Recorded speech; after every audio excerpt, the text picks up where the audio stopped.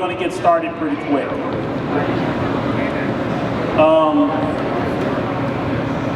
We're going to play a quick video, and I'm going to turn this over.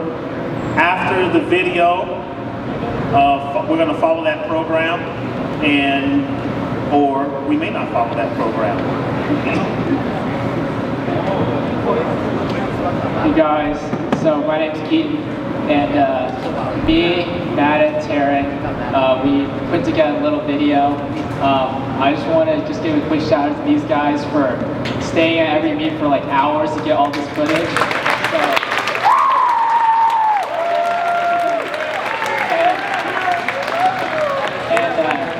After hours of filming and hours of editing, I hope you enjoy this video.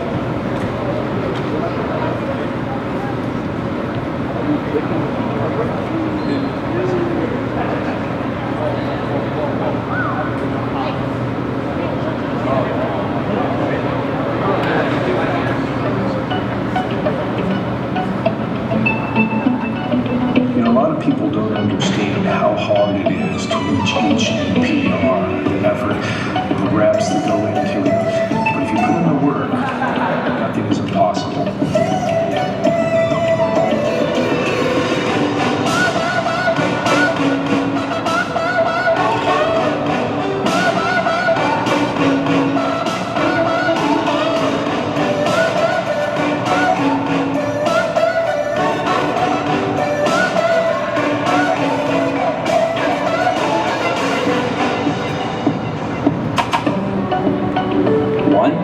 Embrace and love the process of training and always take care of your body and mind.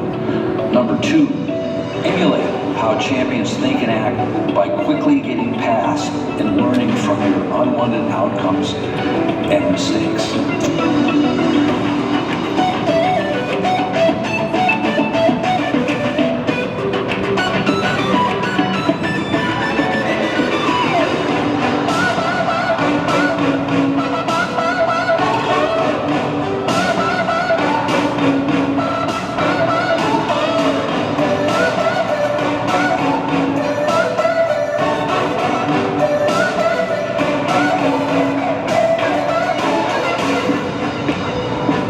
Every athlete matters, and every athlete deserves a chance. Even if you are not the best, you became better. And overall, all of you have become better athletes.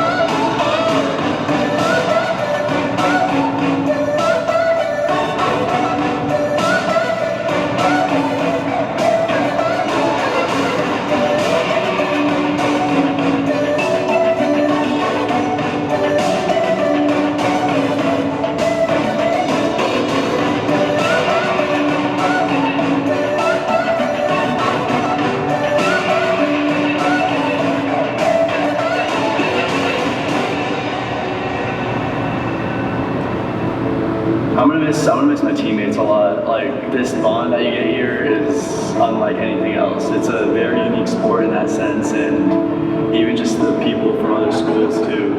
I'm gonna miss them.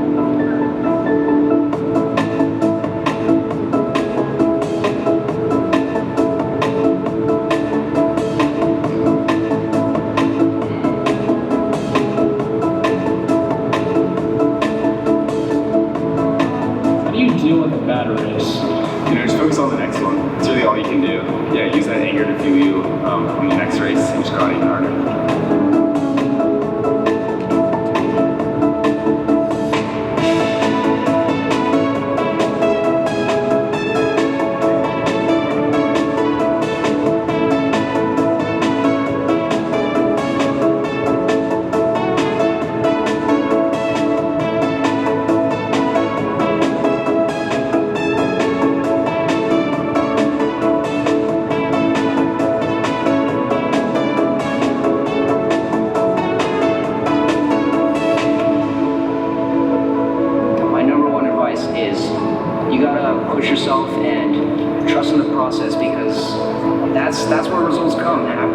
after putting in that work.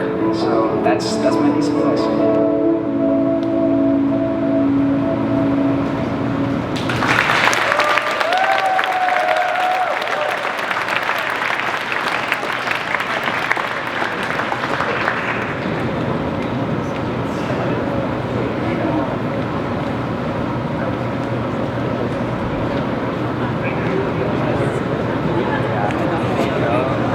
Okay.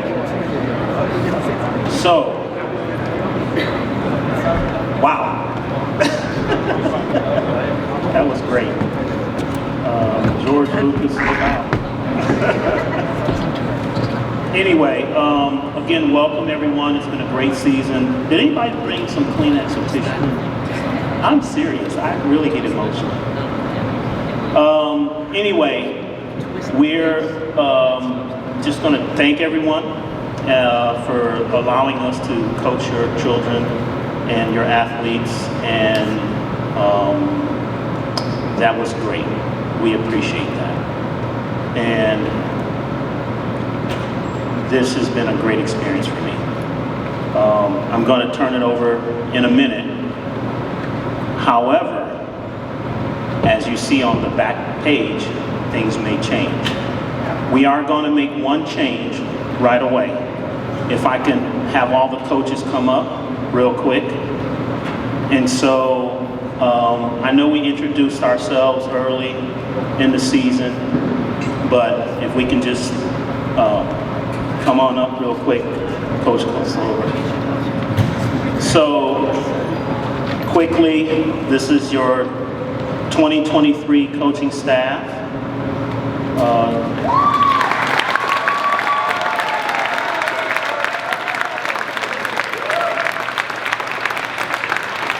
So we have Coach K, Coach Slover, Coach Stacy, Coach Neubauer, or Coach Envy as they call him, Coach Paul, and I'm Doc.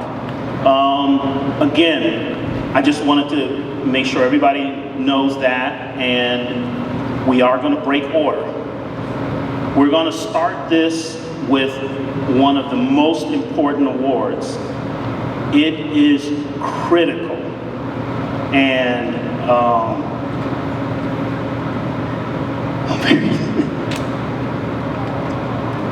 so our athletic director, he's one of the top. So each coach is going to say something. We'd like to call you up. We got an award for you. We know you have a time crunch here. And from my point of view, I'm just ecstatic that you hired me. It meant the world. I prayed about it. It meant the world. It's a perfect balance for me, being a busy surgeon and having a job that allows me to come and coach. And then I run back to surgery a lot of times, and I just want to say thanks. So I'm going to let each coach address you, and we want you to just come up real quick.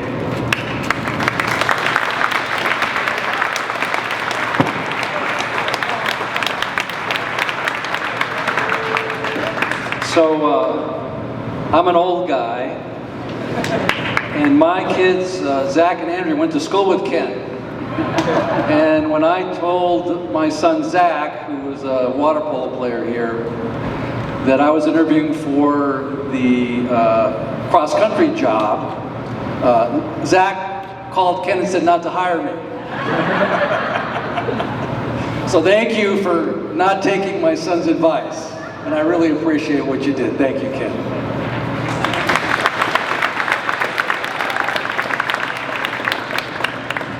So I have coached on and off here various times, kind of one year there, 4 or 5 different times, kind of last resort when they needed somebody, they would say, hey, we don't have a sprint coach, come coach. But last year, I coached, this year again, so I've made it I guess it's a habit now, and a good portion of that is because of the support that we have gotten from our athletic director. It has been wonderful. It's been a real change from what we've had in the past, and it's been a joy, and I think one of the reasons that you see a lot of the coaches return. Thank you, Ken.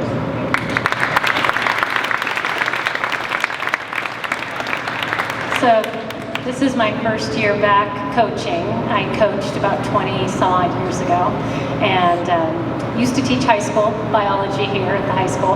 And Kenny, you know, one of my fondest memories this year was when Top 8 was about to happen. And since I was new, and it had been a long time since I'd ever dealt with invitationals and meeting volunteers, and I was kind of freaking out because we decided we were going to require all 100 of you to come volunteer, and Doc's like, "You got that?" I'm like, sure, I got it.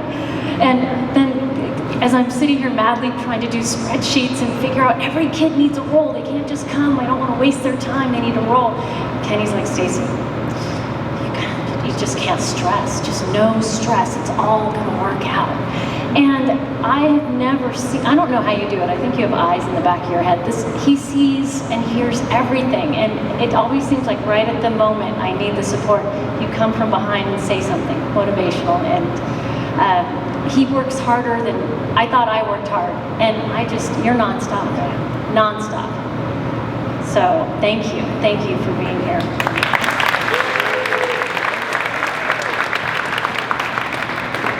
Well, these people up here don't know what gold is. They could have all been my students. I started teaching in 1971, and I've gone through a lot of athletic directors, and this gentleman here is by far one of the best. He's always there if you need him, and if you need something, he says, "I got it," or he'll say, "We can't afford that." But it's been a great experience.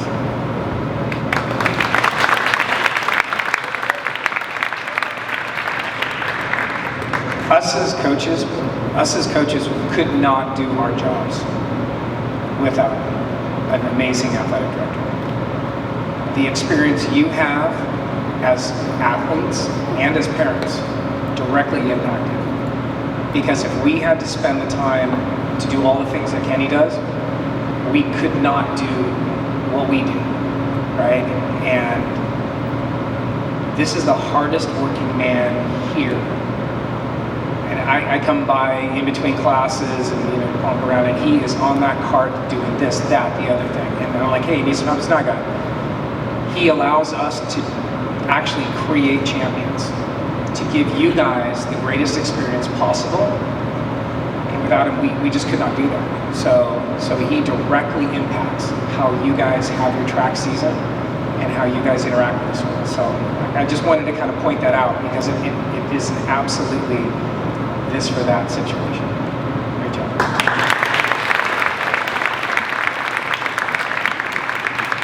So we would like to present you with this award.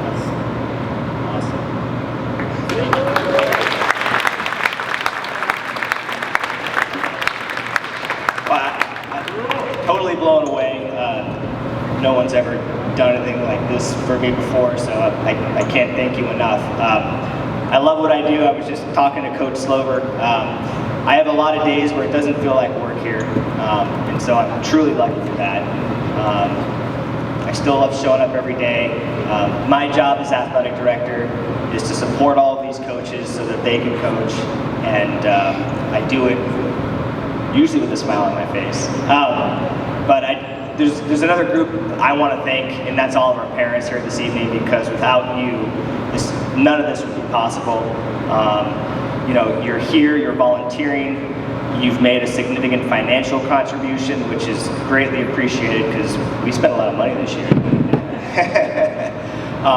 But no, truly, the track program, the kids in this program, they are unbelievable.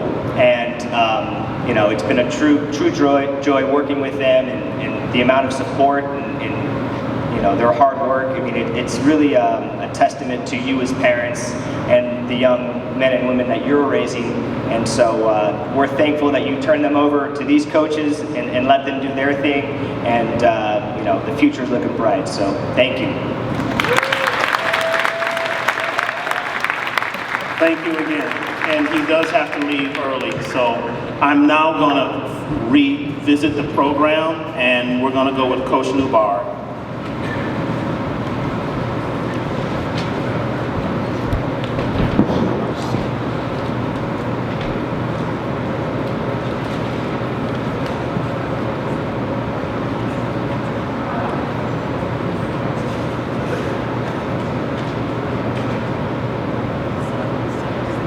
All right. So, interesting looking back the wall here brings back a lot of memories for me. Looking at the boys track, I see the very first track title listed up there. That was my team, and you think back, and there's these will the kids that I tell them that I promise you, when you're 60 plus, you will still remember those things, what you did here to win your races, to work with your teammates. So with that in mind, take you through a journey through their personal growth, their athletic success, some school records, and for some of our seniors, athletic scholarships.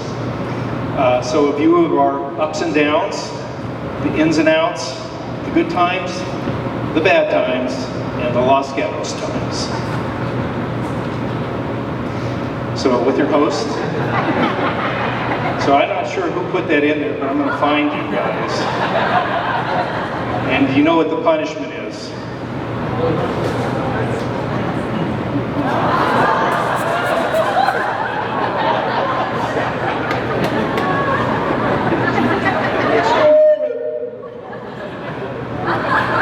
Yeah, so you guys are in trouble. There's a reason for that. The sprinters will tell you. So we had a lot of ups and downs in the year.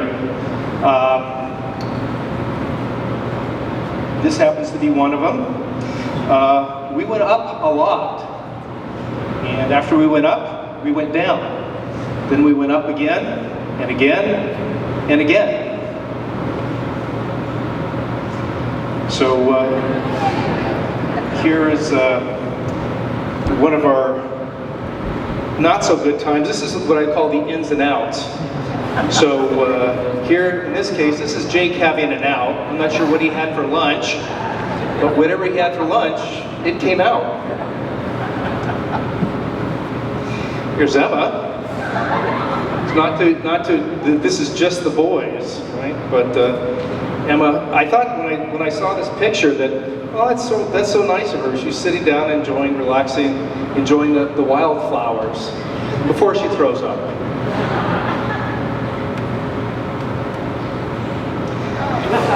Jake had a lot of outs.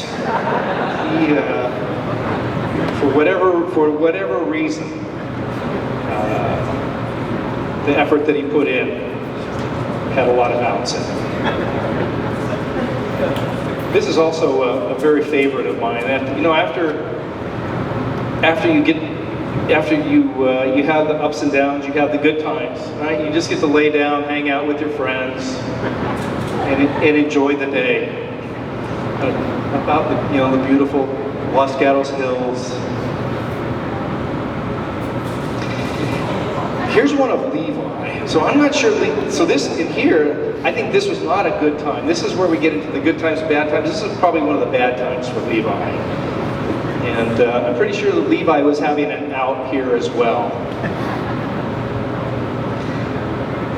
But then, I got to say, sprinters get a bad rap, right? Everybody calls us lazy. We run 100 yards and we take a break. Well, hard to deny that when you see, some guy just laying around, right?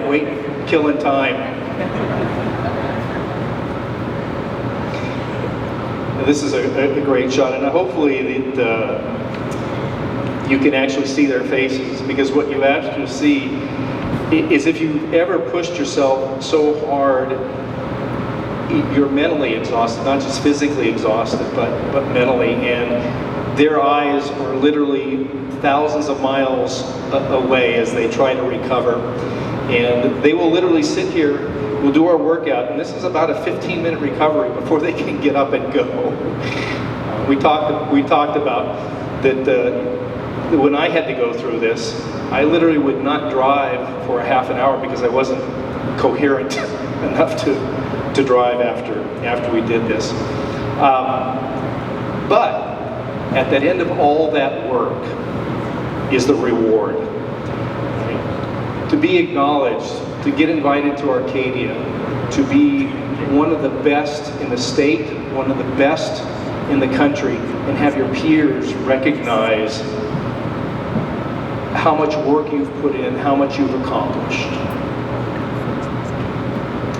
These are the type of things that you guys will remember your entire life. If you have kids who get involved in track, this will be a story that you can share with them, and hopefully they'll have that same experience as well, because it really is one that will carry your lifetime. So, and then lastly, the Los Gatos times. And I remember this as well. It is always fun to see your name in the press, but it doesn't come without the hard work that you do. And these pictures were all from our local papers or the Mercury News, that they have acknowledged and recognized these kids for their effort, for their success. And lastly, I want to thank my 3 seniors. These guys, so last year was my first year with them. We won a CCS title, and they really learned how to work, how to be a team, how to push each other, how to help each other. They've also the only team in CCS with 3 runners who have gone under 50 seconds. One more who's just licking at the door for 50, one of our juniors, and a bunch of sophomores coming up who will be in these pictures next year. But these 3 guys have really set the culture for this program going forward. All really good people, all really hard workers, all great team members. Guys, thank you so much for allowing me to be your coach.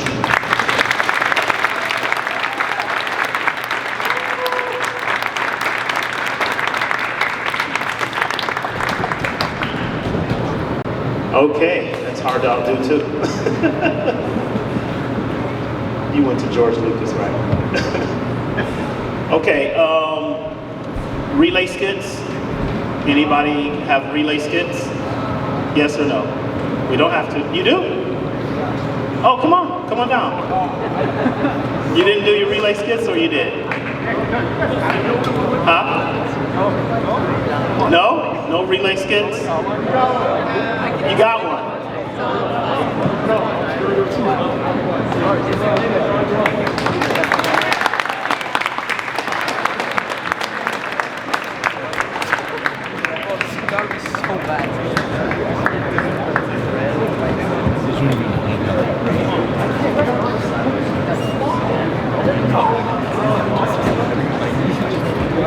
No other relay skits?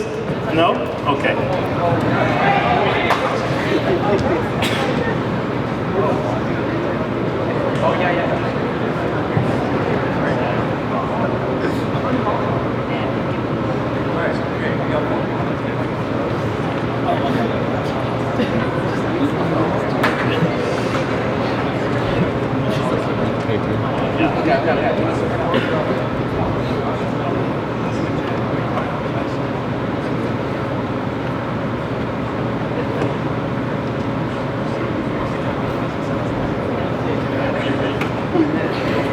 Okay. This is the Relay Conundrum, written by Cooper Cotting, starring Ben as Ben, Keaton as Keaton, Noah as Noah, Aiden as Aiden, Jack as the narrator, and Cooper as Coach Paul. We find ourselves on a high school track at the conclusion of a tough meet. The team is a few points shy of winning, but they know the 4x400 isn't their strong suit. The athletes are sitting on the bleachers, stretching and nursing fake injuries. Coach Paul is pacing back and forth, looking concerned. Okay, team. We have a problem. The 4x400 meter relay is coming up and we don't have enough healthier athletes to run it in. What's going on? Hamstring. I twisted my ankle. My shoulder. Coach, my back is killing me. Are you kidding me? We've been training for this all season. We can't just give up now. We're not giving up. We're just injured. Yeah, would it be safe for us to run? And we really don't want our injuries to get any worse. We'll sit this one out, Coach.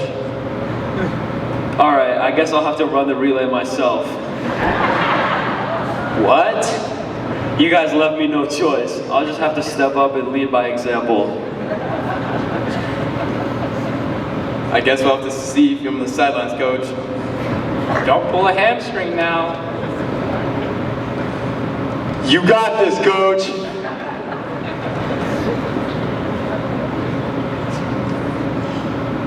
Thanks for the support, guys. Let's do this. They all walk towards the starting line. Coach Paul gets ready to run as he surveys the competition. He appears increasingly overwhelmed. Ready! Oh, God. Set. Go! The race starts, and Coach Paul gives it his all, running his first, second, third, wait.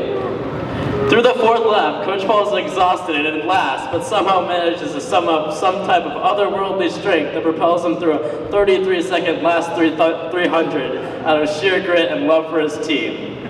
With an amazing last 400, Coach Paul wins the 4x4 and the entire meet for his team.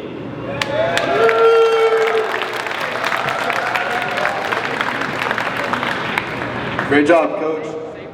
Yeah, you still got it, Coach. I guess we don't need to fake our injuries anymore. You're the real MVP. Thanks, guys, but let's not make this a habit, okay? I prefer coaching from the sidelines. They all walk off the track, laughing and joking. The scene fades to black.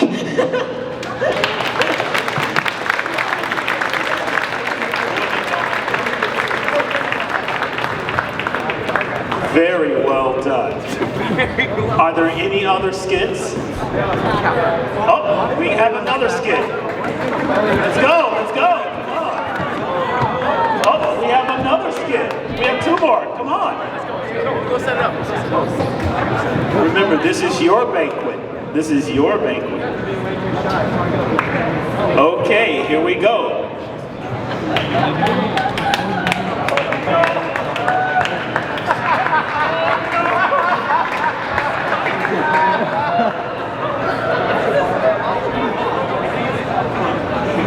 Guys, it's 3 p.m. We gotta do the minute. Come over, guys. Okay. Who wants to do the minute? You go.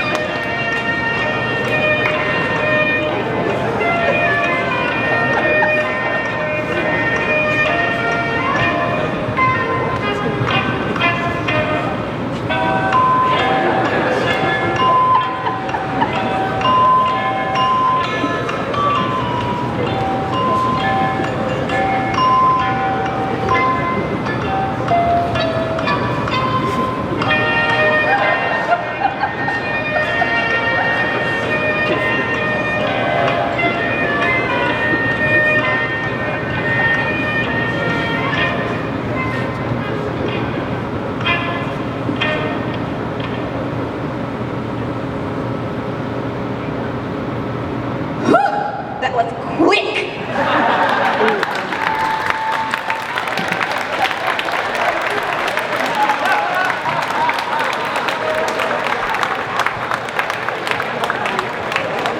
Hopefully my scrubs didn't fall off.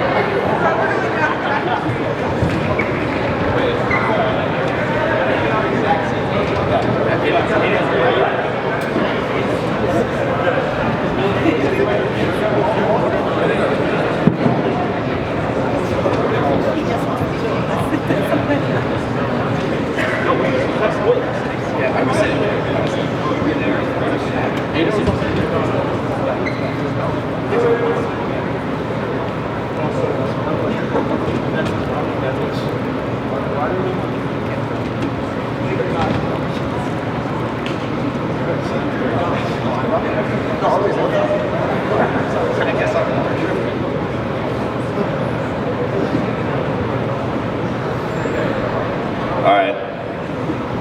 We're all gonna pretend to be Doc. This is the trip to Arcadia, and this is the bus. You guys see those red and white silos over there? They're missile silos.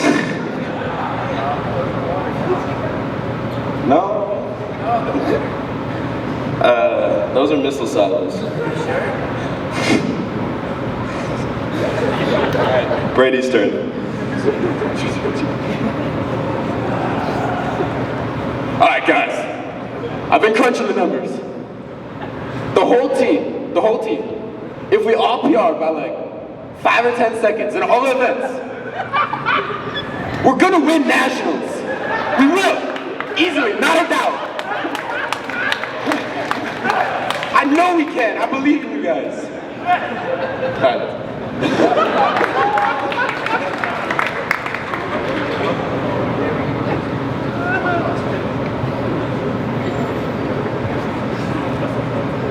So, do you guys know any good places to get quinoa? Maybe some falafel? I know we just had those really yummy vegan donuts, but I'm a little parched. I'm gonna go to Subway and get a salad on 2 slices of bread. Oh, look at all those cows. Those are gross, don't eat them.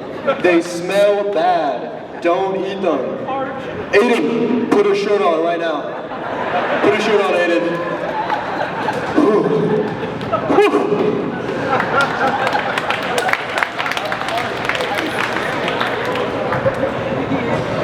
All right, I'm gonna show how Doc was driving. So we're going down and we're on the 5, and Doc turns to all of us and he says, "You guys know I'm a DJ, right?" And he says, "Hey, listen to some of the stuff that I mix."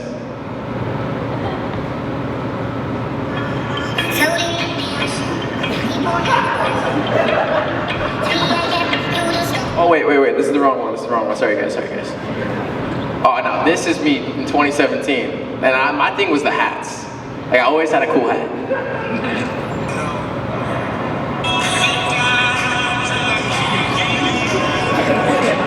You guys like that one? No, alright, I'll try another one, Oh, you guys are gonna love this one. You're gonna love this one.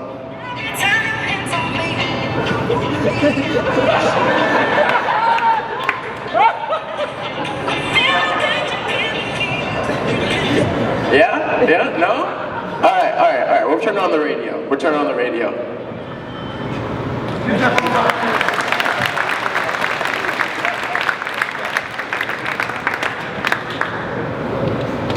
Coach, I don't think we can PR by like 5 seconds.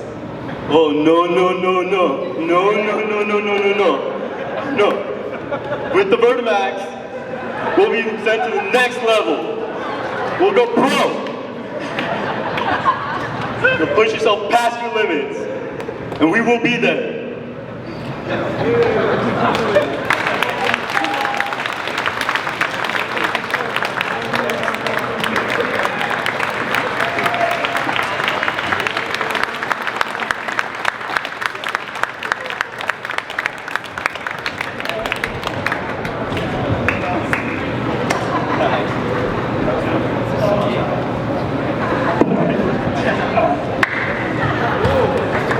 Wow, any more skits? I shouldn't have asked for that.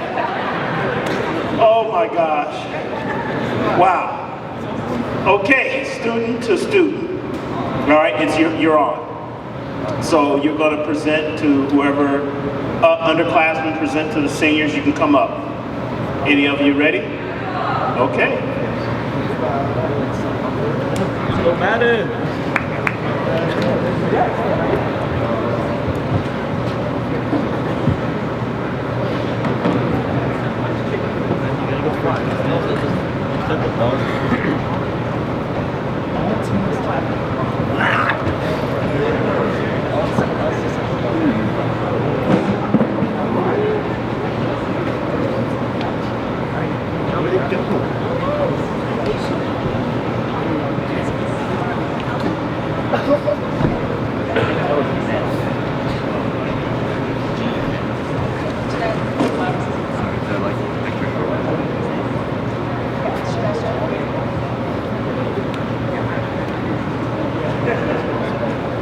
Jeanette, as I knew the time would come when Bridget and I would be standing here writing your senior speech, I still dreaded it.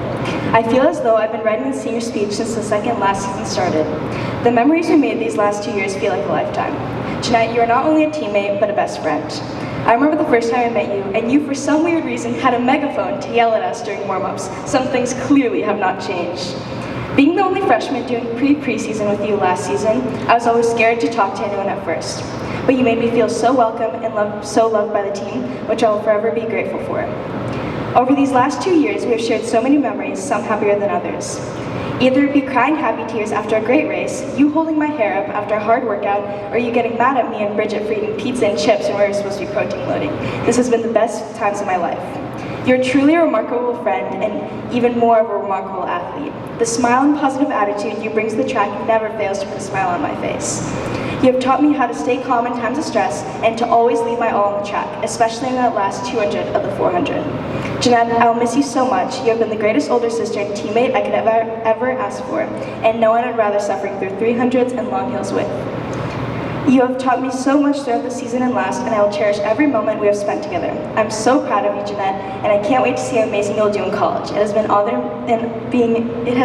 honor being your teammate. I love you so much.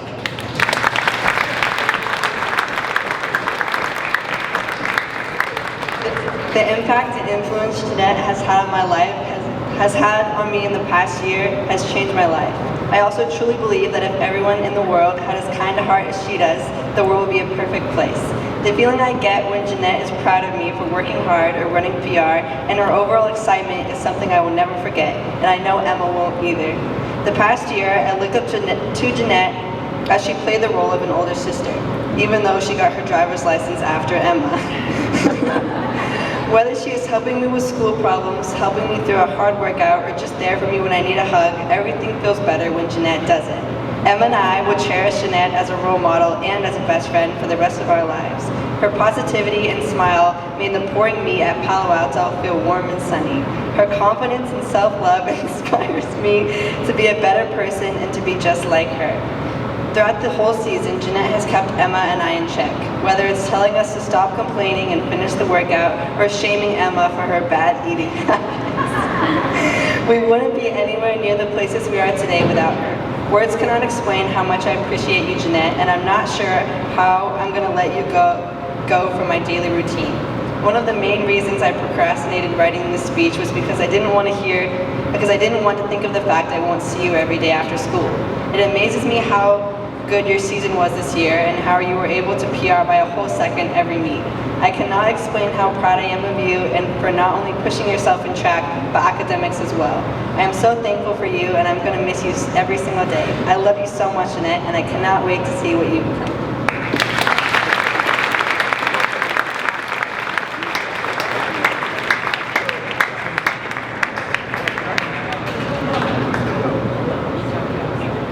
Any other student-to-student presentations? Oh, okay. We have a couple more.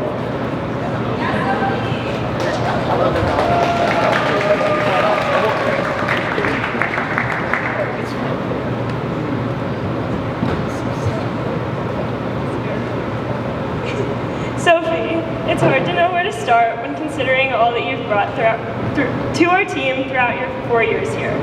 When I first met you during freshman year, I was a little intimidated. You were focused, driven, and quiet, and I was scared that I wouldn't be able to get to know you. But then the next year, everything changed, and suddenly I found that you were outspoken, enthusiastic, and welcoming, while maintaining the same ambitious spirit you've always held. Throughout your junior season, you became the embodiment of Los Gatos cross country and track, serving as a leader and role model for everyone on the team. You led us to a CCS title that season and broke the 5-minute mile barrier during track, all while remaining humble and easygoing. You gracefully captained this team, pushing us all to be better through your example. It's no secret that on the track you're a rock star, but you've also become one of my best friends during my time in high school. I cannot stress enough how much I'll miss you next year. I'll miss spontaneous boba runs after practice, driving to Campbell of course, because the 4 boba places in Los Gatos aren't good enough for her. And how she always asks what music I want to listen to when I get in the car. I'll miss Saturday mornings at Nicene Marks, thinking I'm keeping up only to lose you entirely in the last few miles. And it's not lost on me that no matter how fast you've gotten, you're always willing to slow down on easy days and run with me and the rest of the team, talking our way through every street in Los Gatos, even though it would be Dave's every day if you had it your way. You've been a role model and a guide to me throughout high school, letting me know which classes to take, which teachers are the best, and the strategies for surviving junior year.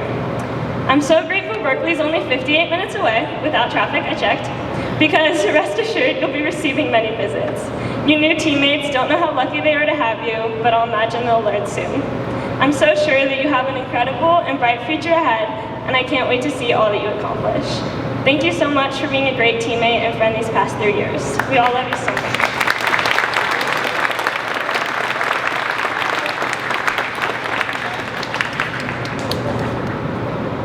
Okay, come on down.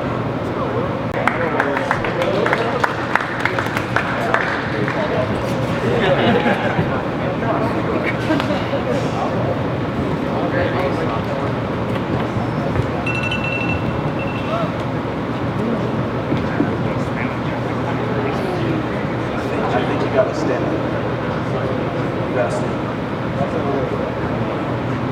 Okay, so fortunately, I was able to be on Will's team for football as well in the winter, which was also a great time to spend time with Will and create these awesome memories I've had with him the past year. Getting close with him has been like the greatest thing so far with the senior this year, because he's just been my guy like throughout football, track. He's been pushing me throughout track, getting faster, all this, giving me ideas about college, just trying to help me make my future. And I can't be more proud of him about how he committed to Cal Poly. I mean, that's just awesome. Like, going to the next level in a sport is not something easy, not something you see everybody doing. So, well, that's awesome, and I can't wait to see you progress, man.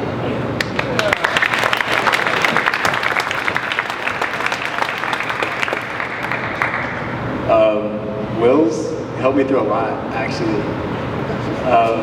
Over the year, I have had a few insecurities. I've been really stressed about races, and he's just helped me through a lot of it. At Arcadia, he always made sure to include me in everything, as I was kind of the only distance guy there, so he's always made sure to like help me out and help me through everything, and kind of help me through the whole season, basically. He's a nice guy, and I wish him much luck on the collegiate level.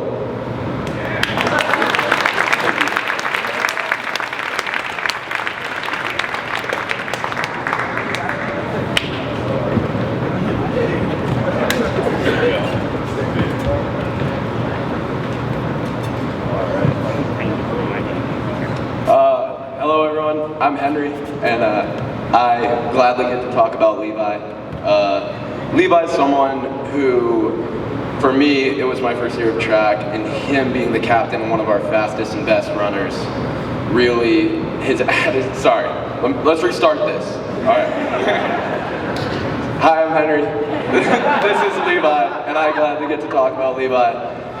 I also, like Jalen said, got to play football with Levi and Will gladly. And Levi, throughout both sports, has stayed so consistent with his attitude showing up to practice, which I think is really special. The dedication he shows every day, the blue collar work, I don't know.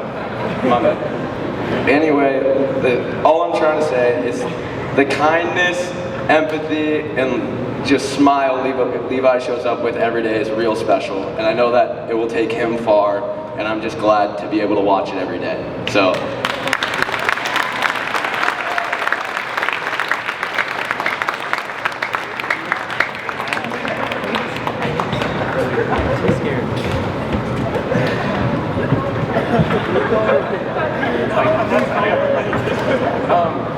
Hey, I'm Boxer. I get the honor of speaking for Jack today. You know, when I first came out, actually before I came out to track, I played I played football with Jack and Levi and Will, and I was really not gonna do track at all. I was just gonna go to football and weightlift in the off season. But Jack really convinced me that I should do it. So I was at school, and he goes, "So are you coming to track today?" And I had no idea that it was the first day of track. I didn't even have spikes. I didn't have like shoes or anything. So I called my mom, and I was like, "I gotta go buy shoes." So at lunch, I bought shoes, and I came to track practice. And Jack was there, and we go through the warm up, and I was so like confused about everything we were doing. I was, wait, why are we doing this way? Shouldn't we do it that way? And Jack was like, just shut up. And so I listened to him. I'm doing whatever he's telling me to do, and we go to the workout, and I think it was 150s to start, and I was like, we're only running like that far, like that can't be hard. And Jack goes like, you'll see. And we go through the first one, and Jack blows by me. I'm like, hold up, I thought I was faster than you. And I get to the end of it, I'm like dying, and Jack's just standing there. He's like, and I was like looking at him, and I was like, God dang, like I got work to do. And so, and then I carried that attitude through the entire season. I showed up every day and saw Jack. And what really motivated me the entire season was Jack came every single day, and every single day I could count on having a good time, just talking to him and having laughs. And I don't think I ever heard Jack actually really complain. Like, we would make jokes about like, oh, like this and this sucks. But no matter what, Jack was always there. He was willing to put in the work, and I just was super impressed by that, and that carried me through the entire season of hard workouts. So I appreciate you, Jack. I never gonna forget you.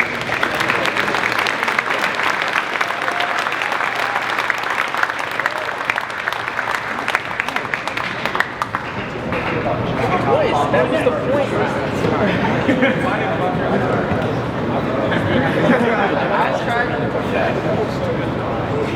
Before this track season, it was a goal of mine to be on the 4x4 team. I knew Brady from playing soccer a long time ago, so it was nice to know that there would be a familiar face on the team. Throughout the season, I was able to become friends with him. Training for track is not always enjoyable, so it was always nice to have Brady there to lighten the mood. Early on in the season, it became clear to me why Brady was so successful. He worked extremely hard. After we finished running hills and we're done throwing up and squirming on the ground in pain, Will usually says something that reflects the work ethic that Brady has. No one else in CCS is doing this. There's a reason why he improved his 400 time by more than 3 seconds from last season. He works harder than the rest of CCS.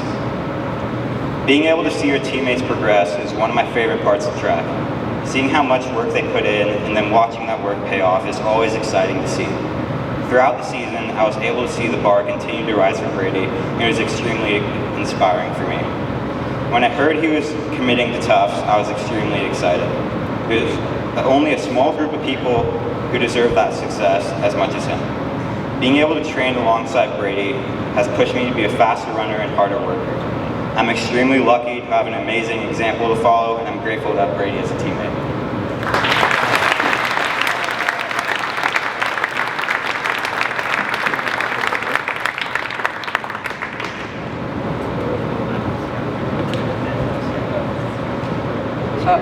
have another speech for Hannah. Throughout my whole freshman season, I've looked up to Hannah, and she plays one of the biggest role models in my life at the track.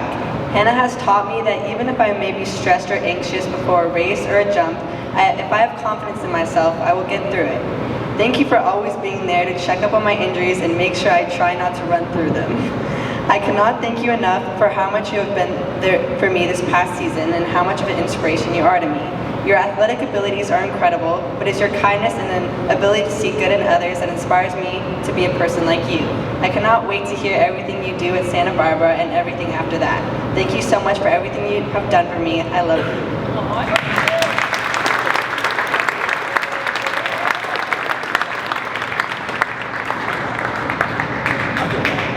Anyone else? Come on down.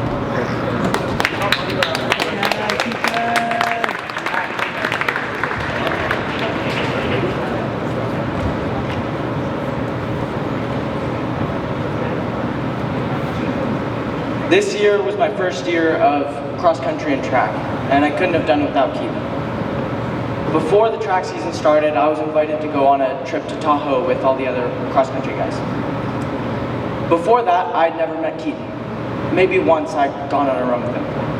But he still reached out to me knowing that I'd been talking with some of the guys, and he knew that it would be good for me to join them on the trip so I'd be part of the team for the coming season. That trip helped me a lot, helped me get integrated with the guys, and helped me have a wonderful cross-country season. And that set me up for a wonderful track season. Over this year, Keaton's become one of my best friends. Earlier, a couple months ago, I ended up waking up early to help him film a project for English that was shown at the film festival earlier today. Keaton's been one of my best friends this year, and I can't wait to see what you do at Northeastern.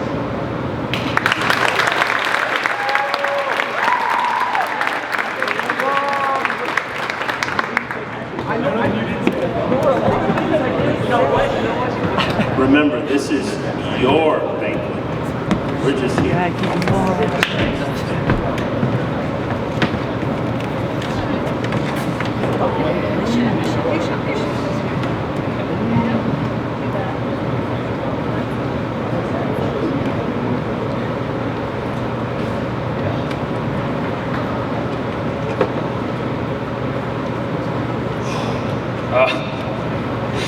This is Noah Hale, as I'm sure all of you know, and with his final days of high school running coming to a close, I can't help but take a moment and acknowledge the profound impact that he's had on me as a runner and as a person, and as well as his various accomplishments. From the first day of cross country last year as a freshman, I remember looking up to Noah. Though I didn't know his name or anything about the friendship we'd end up having, I admired him and his work ethic. I remember Noah flying through workouts and wishing I could be his speed one day. I made it my goal to be up there with Noah specifically, and he motivated me to get better every single time I ran. Noah and I quickly became friends, and since then we've had countless laughs together over incomprehensibly stupid and pointless things. Our friendship grew throughout this year, and I can confidently say that you're one of my good friends. Another reason I actively look up to Noah is that he has an amazing ability to bounce back. With a junior track season plagued and ruined by injury, some seniors simply would have called it quits on high school running, but not Noah. Noah got healthy and got back out there for an incredible senior year of running. I'm not sure what I would have done without Noah on the track this year, but I do know that the environment would have been significantly less gratifying and funny, and there would have been a lot fewer jokes among all of us. Noah, I hope I've contributed to helping make your junior and senior seasons worthwhile, as well as motivating you in some way, as I know you've definitely motivated me. I can't wait to hand the baton off to you on Saturday one last time to conclude an amazing track season that saw you dip under 440 in the 1600, as well as a miraculous splitting of 203 in the 800. I wish you the best of luck at Cal Poly, and I hope you'll come and visit the team whenever you get the chance. Thank you, Noah.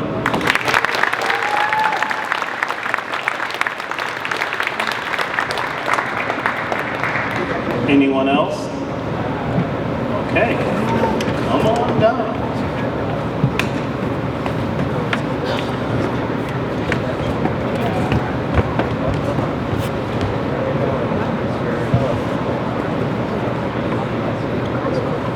I want to say that this project was split with me and Ben. Ben handled this great poster, and I was in charge of the speech, so I want to give Ben credit for the basic poster. But, Jack, today I'm supposed to honor you as a senior for this track and field season, but your impact on the school is so much greater. I've had a chance to run with you year-round since I was a freshman, and since then you've contributed nothing but good advice, good humor, and a good work ethic, both in track and cross-country. But more than that, you've been there to motivate the whole team. From the time I was a freshman, you were always in the distance, always someone to try and match. However, this remains pretty much impossible due to the fact that you just keep getting faster. Your progress as a runner has been incredible to watch as you keep getting faster and faster, so it's astounding to see how much you motivate me and the other runners. To say the least, it's going to be sad to see you go. Next year will definitely be different. We're going to need a new leadership and a new face for our YouTube channel, with you gone. So those, for a good reason, we are going to miss you. And so I can only wish you the best of luck in college. I hope you can continue to run. However, if you have to leave, I'm glad that it's been after such an awesome year of running. With first going to States for cross country and then having our most complete track season yet, I don't think it gets much better than this. Sitting down to write the speech, what comes to mind is the wins we had and the PRs we broke. But that's not all. What really comes to mind is all the fun we had together. Overnight trips to Clovis and States, as well as the Tahoe trip, are all infinitely more important in their own way. So I hope you remember, above all, that you're not leaving the school with trophies and medals, but with memories too. And so as not only you, but all the other seniors go to college, we see the end of an era. And I only hope that I and the rest of the team can maintain and grow the lasting positive impact you all have had.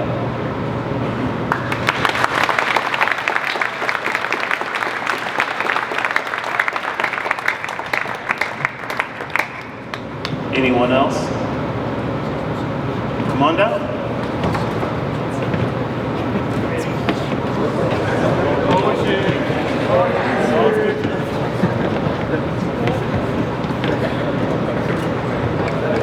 I love it. You wrote it on a plate.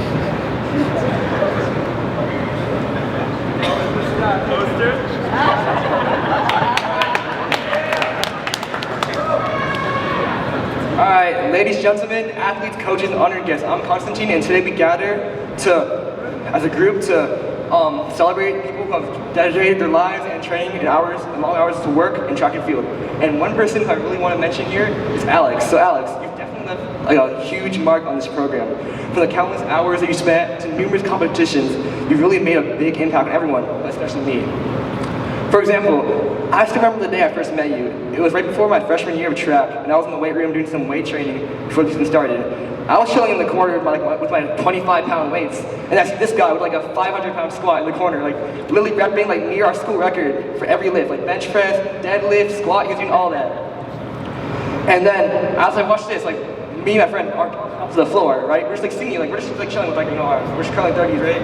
And you're like literally doing like 500 pounds, so we were really impressed with that. And at this moment, this is when I knew you'd be completely crazy at track. And then when you actually started track, I saw, like you didn't just do one event, you did a lot of events. You did sprinting, you did relays, jumping, throwing, and even the pole vault too. That's crazy. You've also impressed us with your wide variety of talents, which also wants me to be a better athlete, but you also inspired me to be a better person overall. For instance, when you're not training, I see you actively socializing with anyone and everyone, whether it is our team or another. You always have like this aura around you that like sucks people in. It's really inspirable. And as my grandma would say, that's W Riz, man. Also, I've also seen you going out your way to help others when they're struggling. For instance, like I've seen you, like you're known to like give pointers. Like anyone who's like having a hard time with something, like they can't get their mark right, or like having trouble like throwing something, like you'll help them out. And usually like the person that needs help is usually me, but like I've seen you do that to other people too. And overall, you just seem like to really care about others and want to help them progress just like you want to progress too.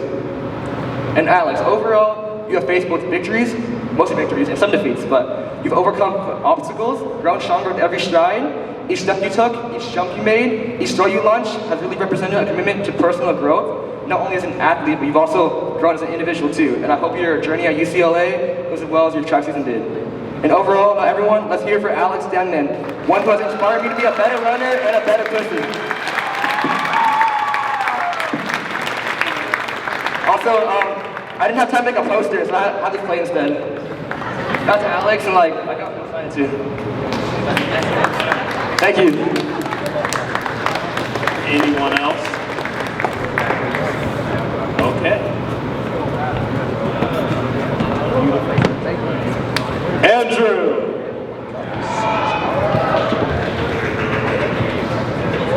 I'll do it again. Where did you find this? Oh, this is in the group chat. I don't know which one. It's really old. This is Andrew. He's a long and triple jumper here. He is second on the team with a 39.3, which is insane. 39.9. 39.9? Yes. Never mind, I'm wrong. 39.9. He's a really nice guy, and I just really appreciated that ever since my freshman year, which was also his first year of jumps, whenever I would go out to the jump pit or do anything around the track, he was always there, always nice to talk to, and it's just, he's been a really good friend to me ever since I started the team. So, thanks Andrew. Aww.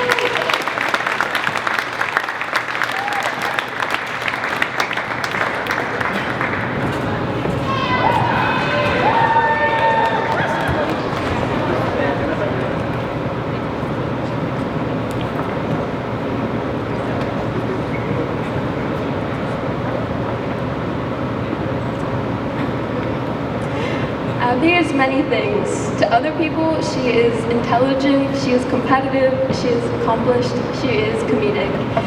And many other adjectives I could continue to list. To me, she is all that and more. To me, she is an inspiration, a support, and above all, a friend. I've known Abby for many years now. She was actually the one who taught me how to do hurdles during freshman year when there was no coach. Abby quickly filled the shoes of a coach and made me feel welcomed. But at the same time, she wasn't too soft. She wasn't afraid to point out what I was doing wrong as a little freshman who spent most of her time sitting on a computer doing Zoom, barely interacting with other people, and that is what I needed. I didn't need to be coddled and told I was doing a good job. I needed someone to teach me and guide me, and Abby did just that. I think she also got a bit of that tough love from the other sport we shared, which is field hockey. Field hockey is the type of sport where you have to kind of be there to fully understand it. Most people will assume field hockey is miserable, but those that have participated know a little bit more.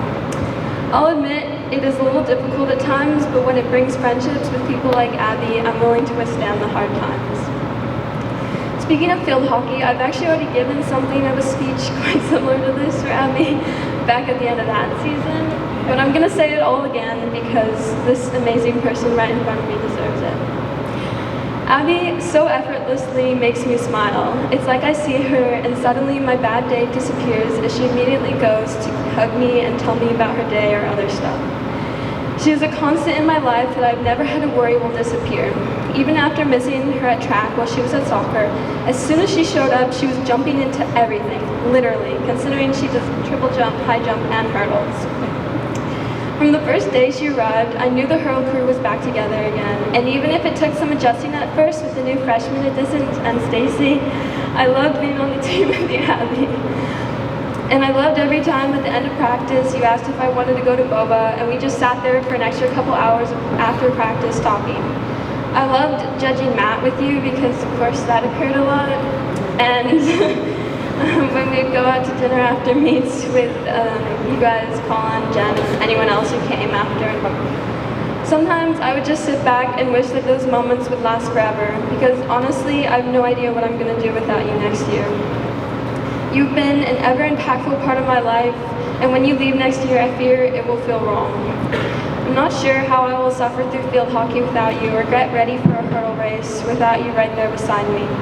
But I will, and I'll do it for you, because if there's one thing you taught me, it's to be as good as you can at everything and not hold back. And I know that while I'm here doing these things for you, you will be off at college doing even greater things. I'm so scared to lose you, but I know I must, because other people deserve to have a chance to experience you and all your amazingness. I'm certain you will do great things, Abby, and if no one in your next years of college are willing to admit that to you, then just know that I'll be right here, still thinking of you all the time, and I have full confidence in you. I love you, Abby, and I'm gonna miss you so much next year.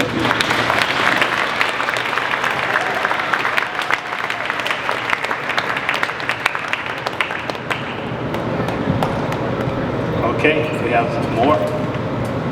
I told you we need Kleenex tissue. All right, Alex, hop up here.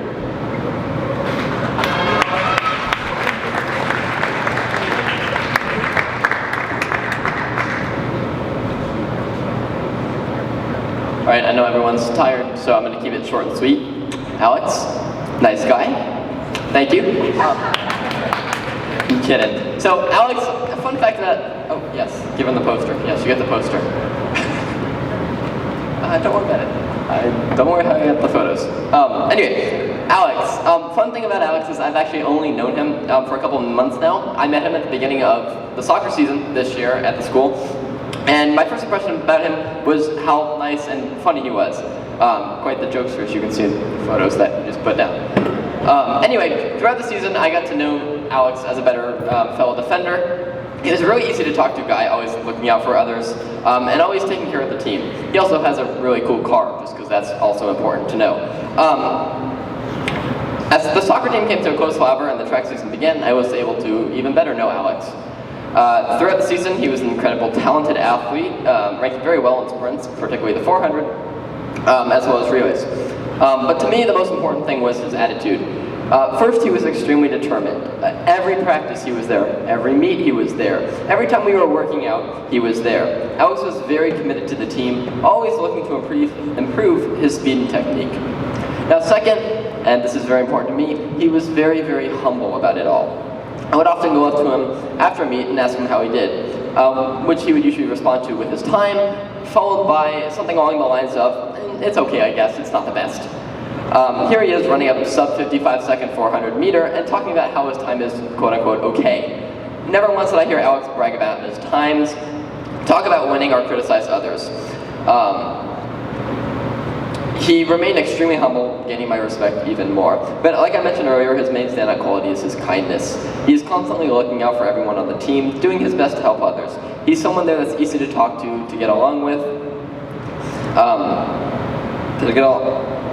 Easy to talk to, get along with, and to hang out with. He's a source of comedy when our team morale is low, and he lifts others up when they're feeling down.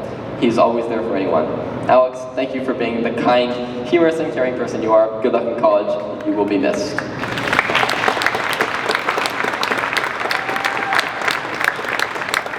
I have one more, actually. Sean, up here.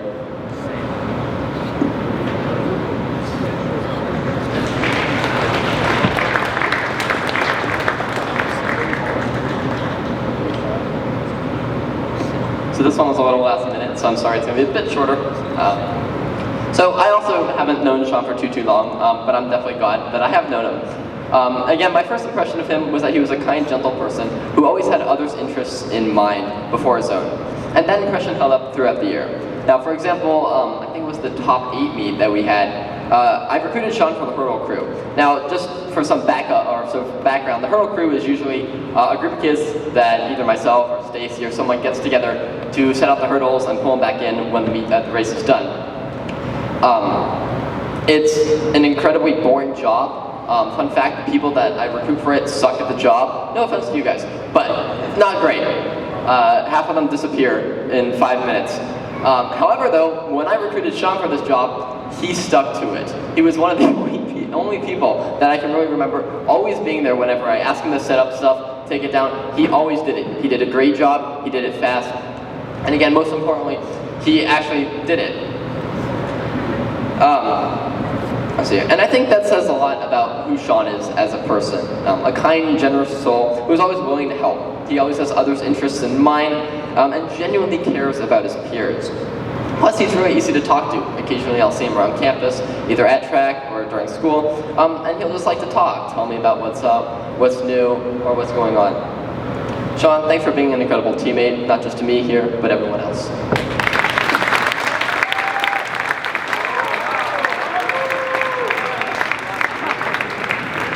Okay, we're gonna move on. Okay, come to the formal presentations. I want to say, at times, this was very difficult. Some of you here will not get awards. That's okay, but we want to let you know it is important. And do not leave early, okay? This isn't very important. So, but we do have to acknowledge those, and the coaches have separate polls and votes, and we just couldn't award everybody. But with that being said, I will start off the awards. I do need some help from one or two of the coaches. So, this, it goes, start right here. Okay, the first set of awards are team managers, which I wanted to start with them first because those together. I wanted to start with them first because a lot of times they're ignored and you don't know how much they help. They're always helping. So I'm gonna let Coach Stacy call up one.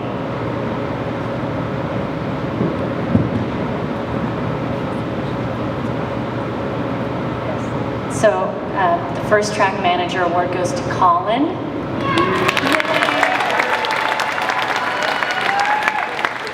As you can see, Colin is quite the leader, and he's already been up here several times giving speeches and supporting everyone else. And even though I heard he's an amazing athlete and an amazing hurdler, and I couldn't wait to work with him, he showed up and was injured.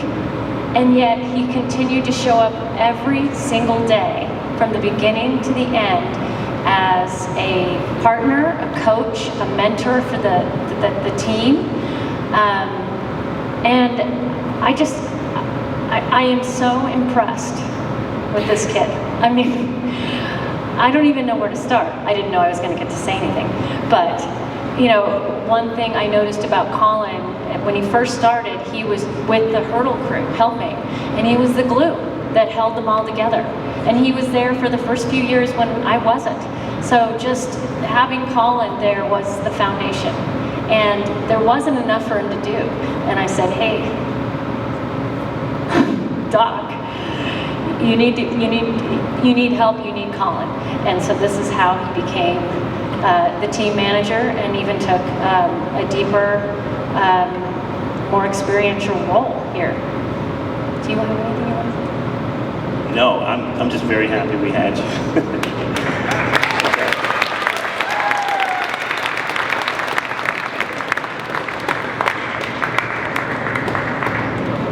Our other team manager is Brian Lee.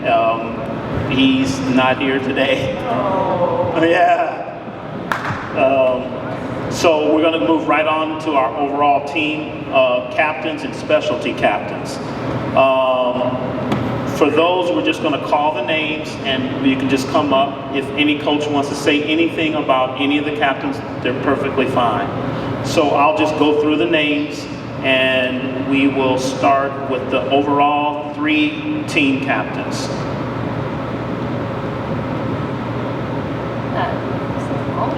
Levi Romero, Jeanette Lee, Sophie Tao.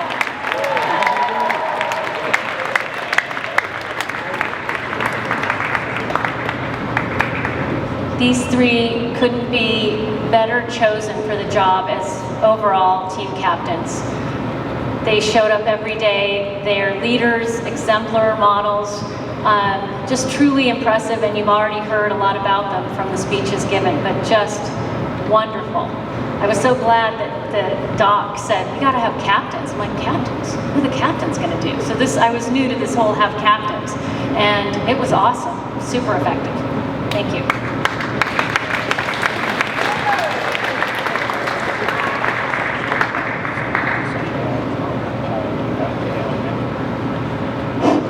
All right, so I get the honor of presenting our Sprint Captain Award. This was one that goes to one of our seniors who really was the heart of the team. He was somebody that everybody looked up to, everybody respected, and when I wasn't there, when some of the other coaches weren't there, always took charge and helped lead the team, Mr. Jack Temple.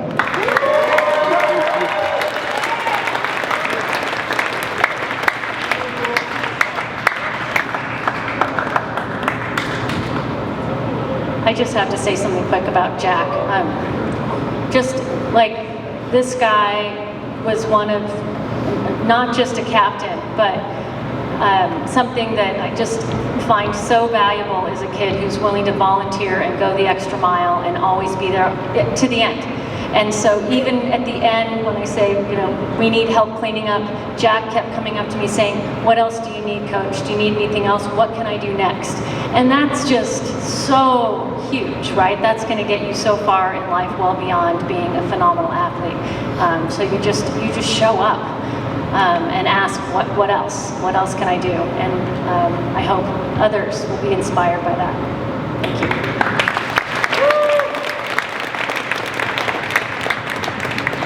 Yes, so the distance captain goes to Kate Herron. If you can come here. Kate gets some hardware. So a little known fact, Kate has been very proactive in terms of being a captain. She set up all the pasta feeds. She asked me right away what she could do to help. But a little known fact is Kate and her family only lived 2 doors down from me in Los Gatos for 28 years, and she tried to sell me Girl Scout cookies, and I always bought them, so you did a really good job at that. Thank you, Kate. Good work.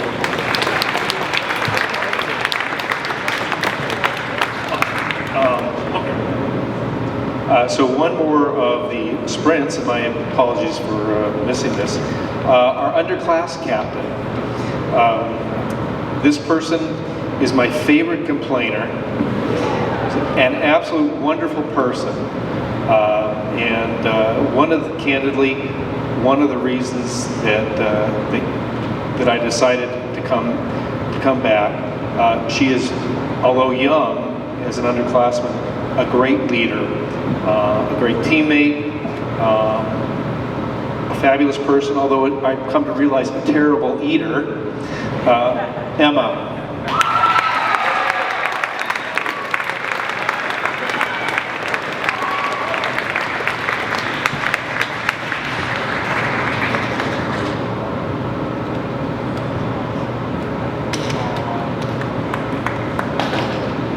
Okay, I will be brief. For jumps captain, Kevin Wayne. Kevin started preseason as soon as I hit the door. He was there saying, what can I do to help?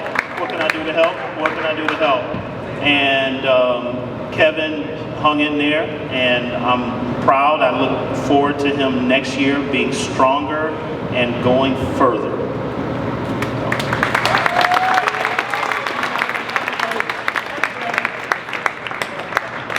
So for the throws, our team captain is Alex Denman.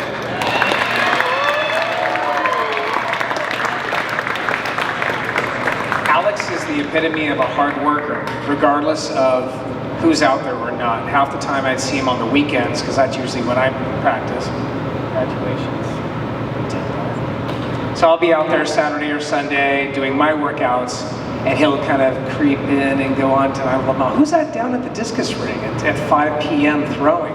He's out there doing it. And then he'll go over to the shop. So he'll spend a couple hours on the weekends as well as practices. And, the fact that you never gave up, didn't matter how well or hard, you always gave it your all. And I really appreciate that. Congratulations, guys.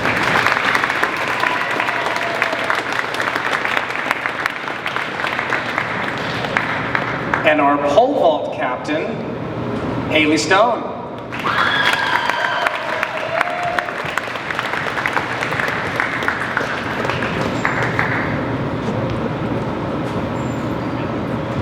Pole vaulting was a real challenge this year. I don't know if you guys remember, but we had a little bit of rain. It's very difficult. It's hard enough to hurdle in the rain or high jump in the rain, but to pole vault in the rain when you're on a 12, 13, 14 foot pole, trying to run down a runway without having your hands slip off the pole, getting up off the ground, and trying to go and then landing in a pool, pit, pool. That's really challenging to do during the rain. So all we could basically do was lots of sprint drills, lots of bar drills, anything else that we could do to try to get the pole vault experience without actually pole vaulting. That and trying to take you away from the hurdles, people, and all the other great events that you were doing, it was really challenging. But you know what? She made it to CCS trials, and we have a whole summer and year to work on it, and I think we'll be back in CCS finals next year. Congratulations for being a great captain.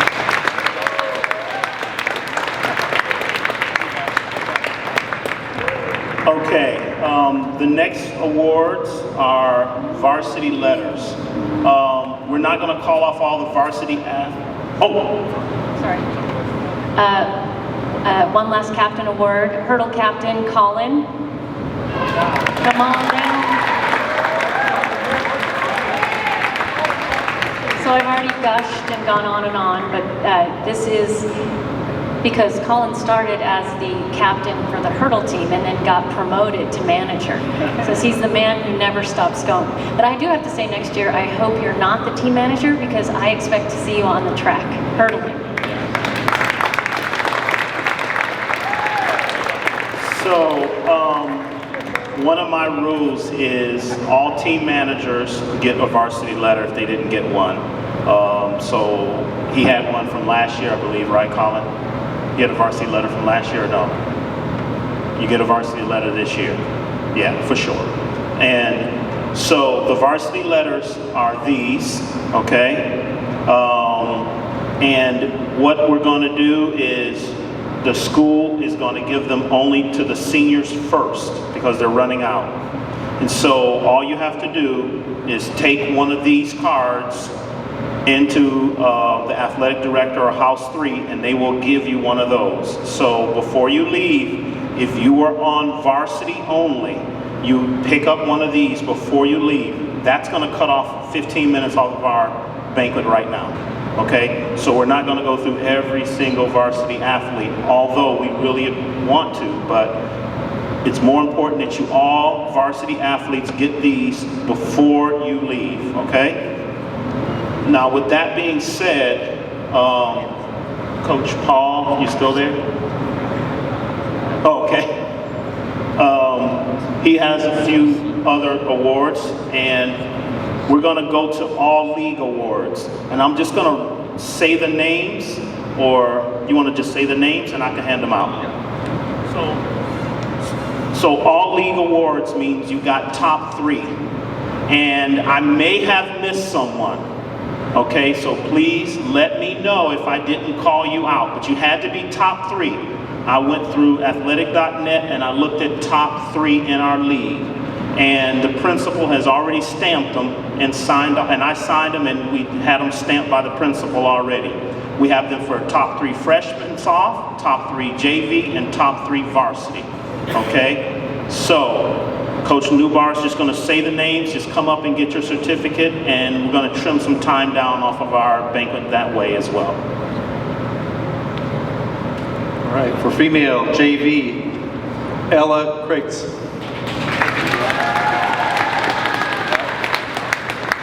Evelyn Howard. Lydia Chun.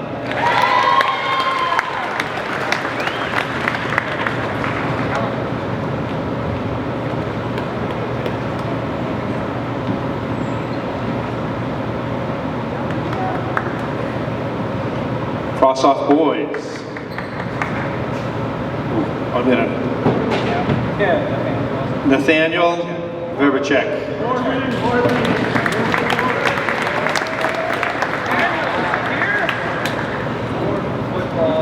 Max Soroka.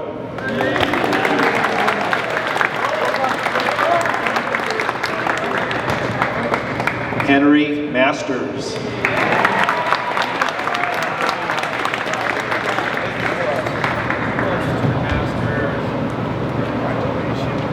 Arush Bugliani.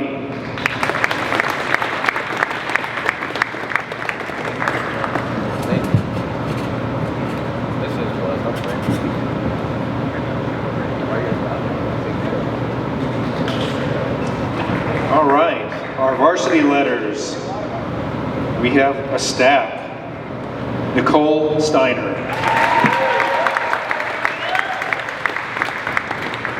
Levi Romero.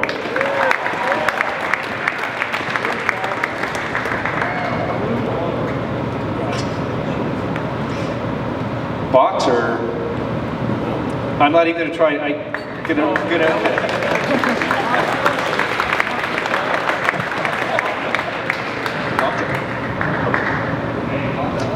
Emma Abatello.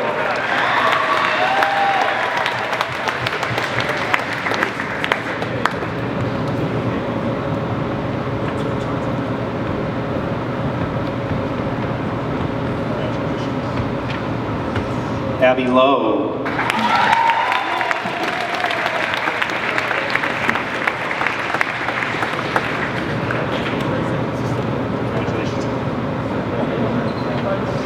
Sophie Tao.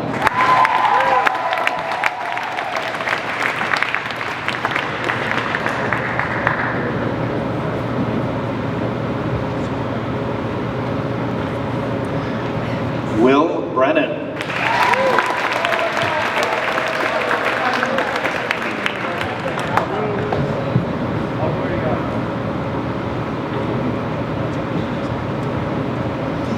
Peyton Stephanopoulos.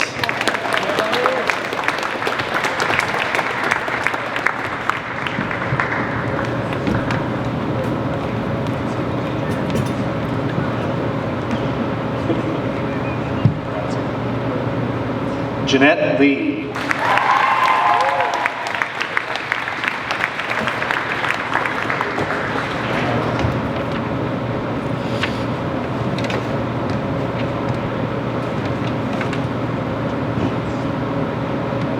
Matthew Gladney.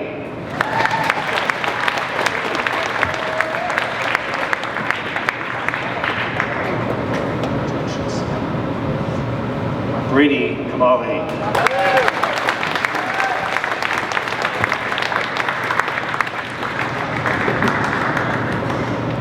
Jake Bohane.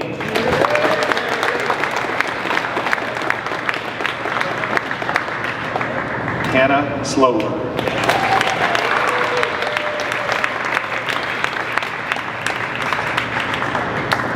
Okay, so we're going to kind of do this like CIF now. So we're going to start going to the next level, as I say. So for the next is the CCS awards. So if you made it to CCS, you get a certificate. If you made it to CCS, you get a certificate.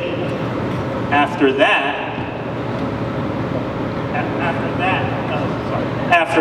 then we'll go to the patches. Patches mean you made it to the finals. So I'll let Coach Paul do that. Oh, thank you. Jake Bohane. We'll just make this quick. Janie Marie Vidovich.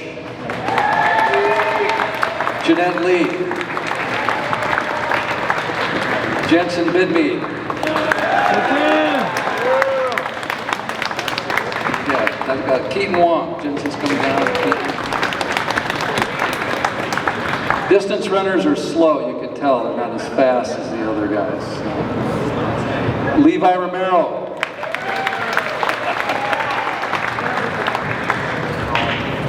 Good work. Matthew Gladney. Sophie Tao. Tatum Pyle. They're all coming out. Will Brennan. Jack Fan.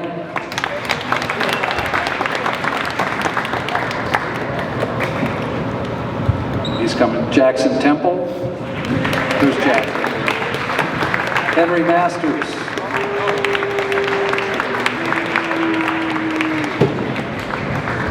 Hannah Slover.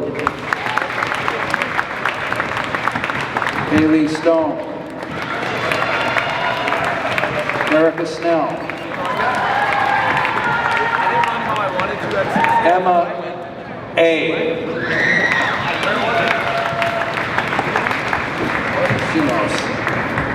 There's Erica.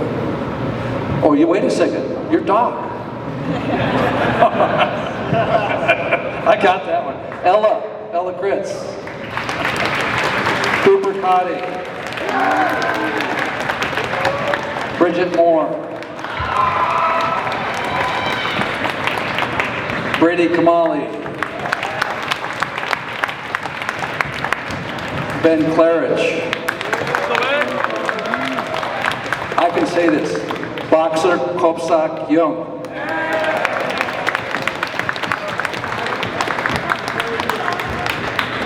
Aiden Stephanopoulos.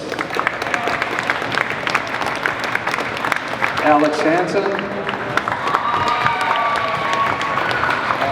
Yeah, almost. And then there's Alex Cross. Abigail Lowe. And Addison Lundstrom. I just went, because Doc told me, reminded, these are all the athletes and alternates for the relays that actually qualified for CCS semis. This is the biggest group. I've been here, this is my 6th year coaching. This is the biggest group we've ever had, just to let you know. Okay, so now we're going to go to patches. I only got 20, they ran out. I did get the school to get some more, so if I can get there early on Saturday for the 4x8s, I'll try to get those for you as well. But this is anybody who's in CCS finals, you get a patch. If you're in the finals, you already know the heat sheets. We're not going to call your names. Just come up and grab your patch right now, and we'll just hand it out. And just to say, these are the top 8 people in CCS. So you get this patch if you are in the top 8 in the Central Coast. So on that, realize what that means to be the top 8. There are about 150 schools in CCS.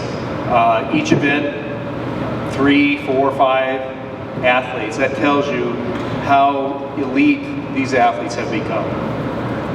okay, so if you got into an individual event, field event, 400, just come up and grab your patch and grab a pin for your patch, okay?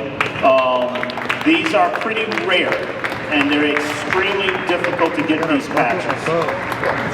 Grab a pin, because it's got a pin to whatever you want.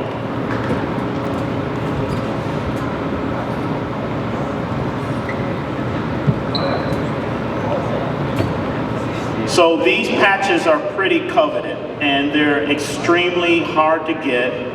Not everybody can get them.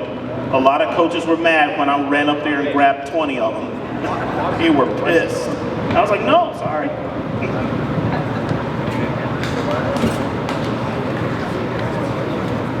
Yeah. Okay.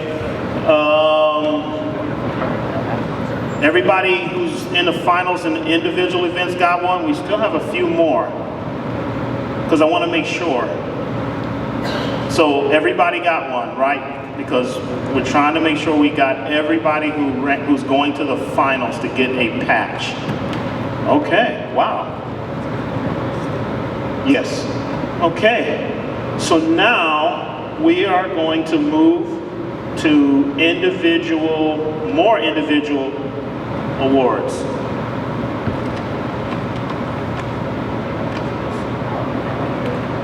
Okay. All right. Let's see. For best or most improved athlete for boys, we'll do all the boys first, then we'll do the girls, or we can do it the other way. But let's just keep it in line. And each coach will try to call out the athletes, okay? So jumpers, I'll start with long jumper boxer, most improved boys. Triple jumper, most improved Andrew. Andrew went from 33 to 39, so that's a 6 feet PR. And for pole vaulters, Jacob Sherman. Again, real tough pole vault season. He's been making leaps and bounds. We're going to be working over the summer, and we'll see you in the finals next year.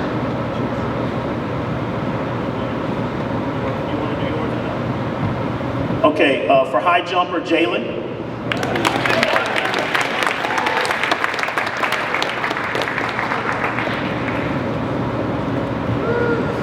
Nathaniel Verbacek, got most improved for thrower, freshman football player, not here tonight, but improved by leaps and bounds. And we were having him on the varsity side all the way up until league finals, and then we said, okay, fine, you can go in and win the Frost-Off division. So that was his reward for working so hard. So for the most improved sprinter, gentleman who literally came out of nowhere from last year, this year has been a key member of a state 4x4 team that is currently number 5 in the state, knocking on the door of a top 3 medal, Jake Bohane.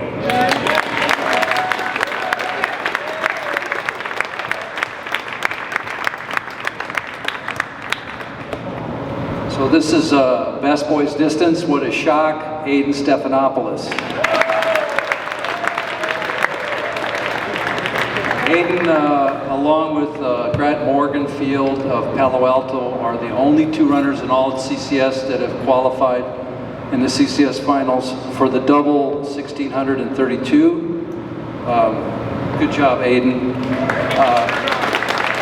One comment I'd like to make about Aiden is that he has a really high, he's got the top, I'd say 8 to 10 marks in the CCS, in the 800, 156.16, the 1600, 412.41, and 908, and the 3200. There's nobody in the CCS that's that well-rounded. And the one comment I'd like to make about you is you're one of the most instinctual runners that I've coached, and you're easy to coach. So, thank you. Oh, okay, Sophie, best distance runner.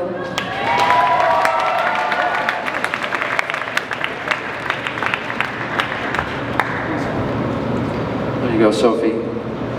So, Sophie, wait a second, where are you going? I've coached Sophie since the 6th grade, and she's been a really good example of when she was at Fisher, she wasn't a phenom, she wasn't the best runner, she's just getting persistent and persistent to the point that she's qualified for her 3rd CCS finals in the 1600 in a row, and she has a really good chance, I'm not putting you on the spot, but to make state. She's ran a 4:57 1600 meter, which is one of the top times in CCS, so great job.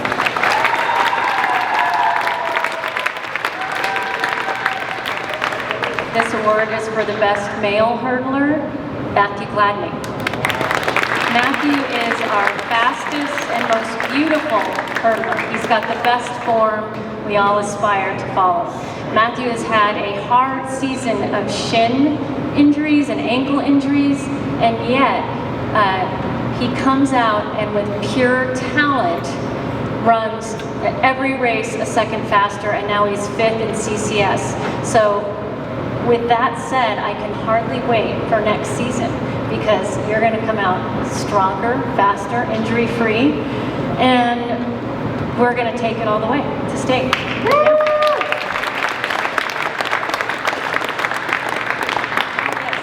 Best hurdler female, Jeanette Lee. I have to say, I love all the hurdlers, and I wish I had time to say a little bit about all of them, but just watching them like glue. Be glue and be friends and have a place to come, and all of them showed up every day. I had about 14, at one point 16, and then they get injured and disappear, but I had 14 solid hurdlers, and they worked hard, they were coachable, they did everything I asked, and this woman, she shows up, and like, I guess I was trying to think of one word, and I just think of you as the sun. You are sunshine inside and out. You are hardworking, you are respectful, you are enthusiastic, your attitude is contagious, and everybody wants to be around you, and you make us laugh, and I don't know what we're going to do without you next year. And I'm kind of sad about it. Thank you for being here. And she just missed CCS top 8. She got 9th, but she ran her heart out in trials and PR'd and went out running the best race that she could, pushing herself all the way. So, thank you. Okay, now we're going to continue on again with more girls. We'll go to long jumper Vanessa. This hurt us, and it hurt all of us, and I know it hurt her, but she's going to come back stronger than ever before, and I look forward to coaching you next year. I cannot wait. By the way, she would have been a top 3 contender in CCS in the long jump this year. Triple jump is Abby Lowe. Abby started the season at about 33.9, and she's now 37.5 or 37.7? 37.5. Okay. And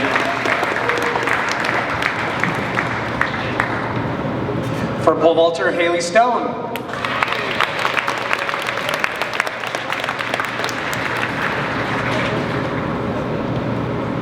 Definitely most improved. Much more improving to do, but amazing work. Congratulations.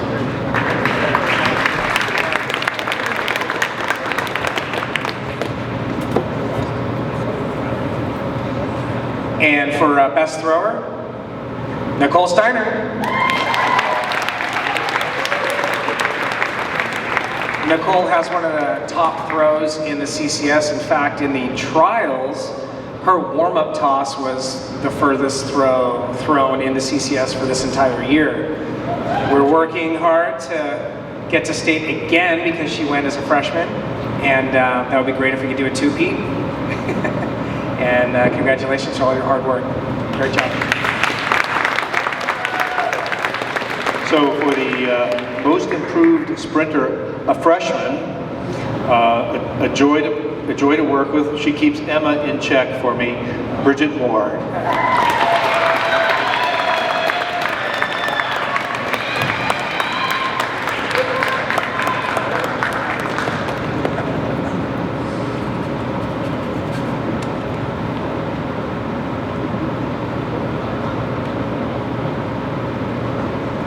Okay, the award for our best female high jumper goes to Hannah Slover.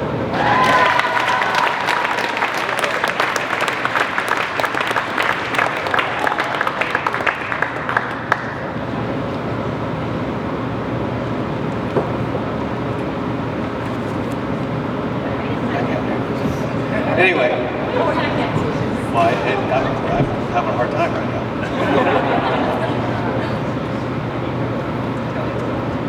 Anyway, yeah, this has been a lot of fun for me. We decided to do this for junior year, and it worked out pretty well. And this year, she's struggling with a little ankle injury from basketball, but so far things are good. She won league, tied the league record, and now we got CCS, and we'll see how things go.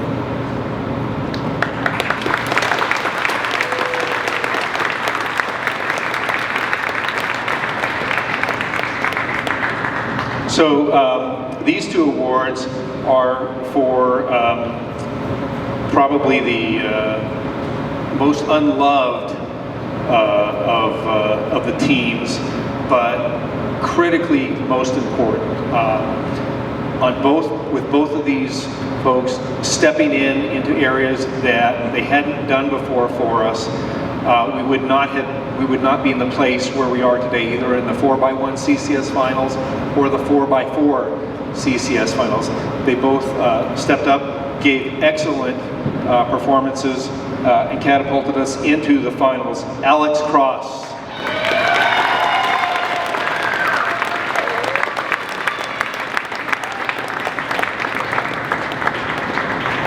And Jake Bohane.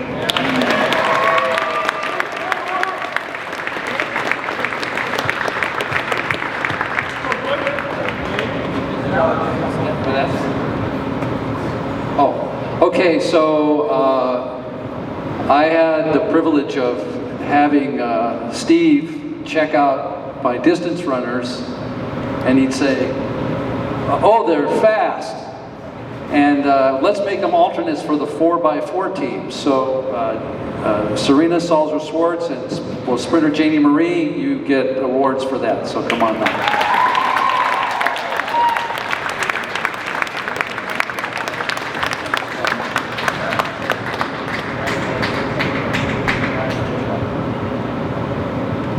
Okay. I'm going to let the person who's best for this introduce this.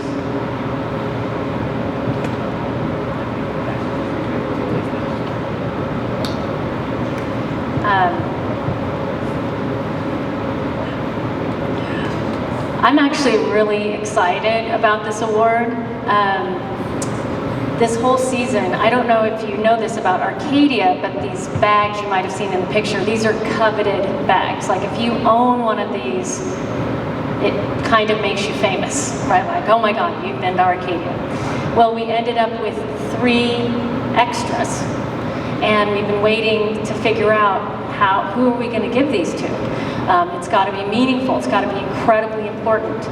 And what these bags represent tonight are 3 individuals.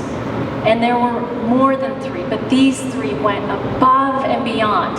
They went the extra mile to be amazing volunteers for all the invitationals and all the meets that we hosted. I'd see them from the beginning to prep for the meet, and they were there in closing. And even if they weren't meant to be there, they still showed up. And I was just amazed, and I want to clone each of you. These 3 individuals deserve a standing ovation, and there's nothing more important than working hard and showing up for your teammates, even when you're not the one running, to make it all come together. Liam Visser.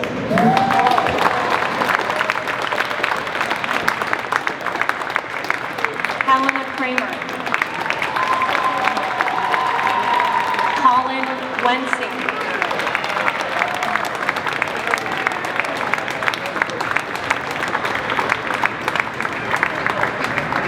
You are now in the ownership of coveted and famous bags from Arcadia. Thank you again.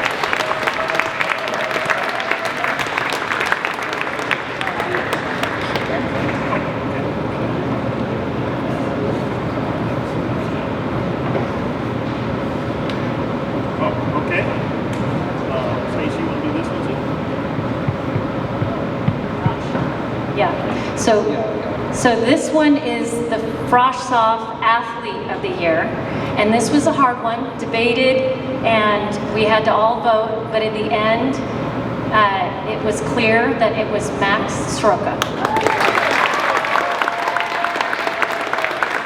Something special about Max, he came a little late in the season. He came late in the season because he was finishing up soccer, and I was lucky to have him as a hurdler. He's like, okay, I'm gonna hurdle. He comes out and he does whatever I ask. He's coachable. He's like, what else? What else? And then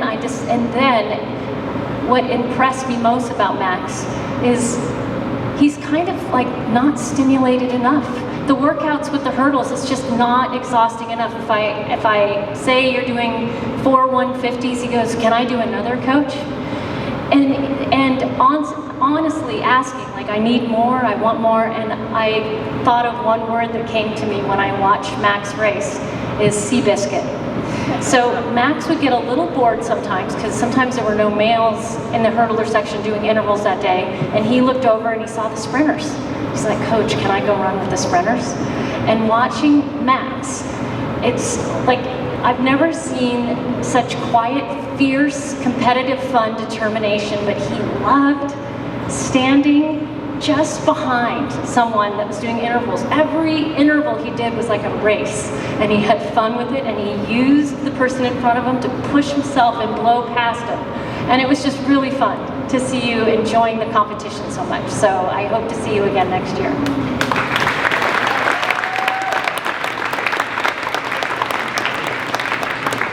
So, Ella Kritz, JV Athlete of the Year.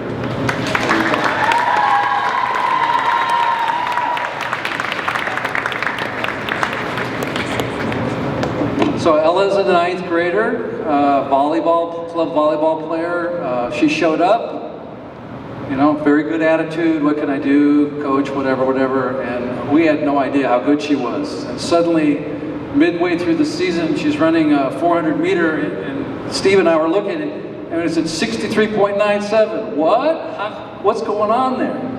And an 800 meter at 238.06. And so what we ended up making her do was at the De Anza League finals, we made her do 4 events, the 1600, the 800, the 400, and the 4x4 relay. And she ended up being second in all the JV girls in the 400, and we put her up to the 4x8 in the varsity and helped out, and they ended up qualifying for CCS finals. So we like volleyball players. Good job.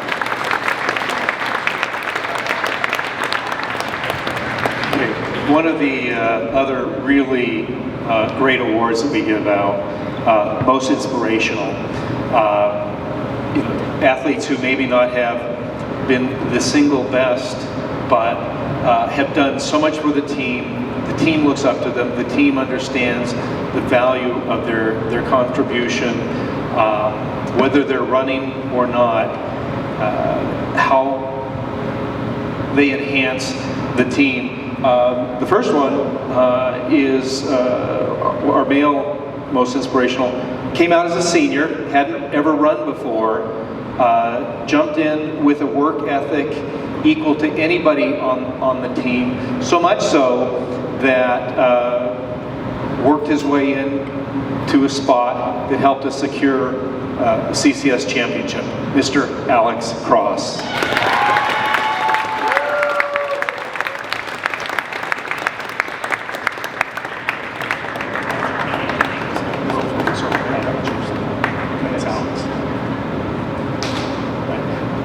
The next one of my sophomore runners who has done everything for us, has been members on both teams. We've taken her off, we've put her on due to other needs. She's never complained. She's always showed up, always asking, you know, can I do this? Can I help? Can I be there? Do you need me? Do you need me at practice today? And pushing, running when she didn't have to, engaged. And oddly enough, we did meet her a number of times. Janie Marie.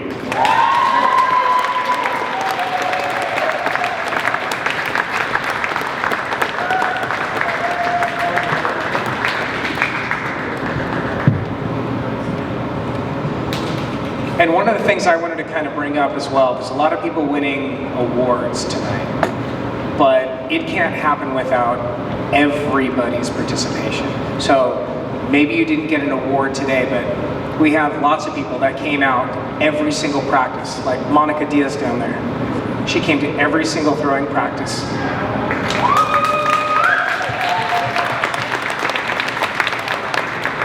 And she'd tell Alex, hey Alex, where's coach? Go text him, tell where's coach at? We're here ready to throw, where's coach get? You know, so you guys inspire us to be the best coaches we can be, right? So we've got inspirational awards, we've got CCS, we have all this stuff, but you know what, even if you didn't get an award, I hope it really inspires you to be the best athlete you can be, because you guys, the difference between where you're at and where these other people are at, you saw the videos, it just takes a little hard work. A little over summer, a little through the year, and that can be you. This can be you. So if you're a senior going away, hey, keep that with you when you go to college. Gives you a good strong base. If you're upcoming through the ranks, stick to it, right? We're here for you. We're your coaches. All right, I want to announce the multi-athletes of the year. We have lots of folks that are doing lots of events. And I just wanted to point out that these athletes just are absolutely indispensable to our team. First one, sprinter, high jumper, long jumper, no long jump. What else did he do? 200, 4x4, anywhere we needed him to be, he was there. Brady Kamali. Come on.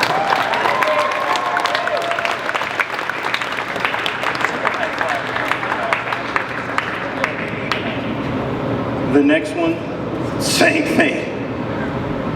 Broke knees, hurt knees, coaches going, saying, don't do this, don't do that, not listening to any of us, inspiring us, like, wow.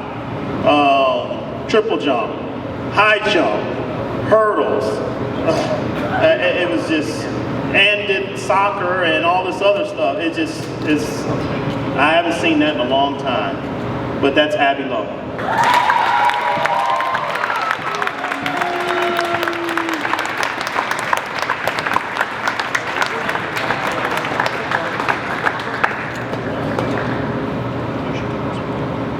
Okay, this one is tough.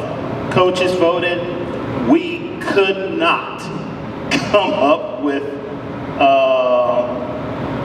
an answer. So this is a three-way tie. It is for most outstanding athlete. And for the males, we have I think it's so for the field athlete, there's one that's a track athlete, one's a field athlete for boys. One's a track athlete, one's a field athlete for girls.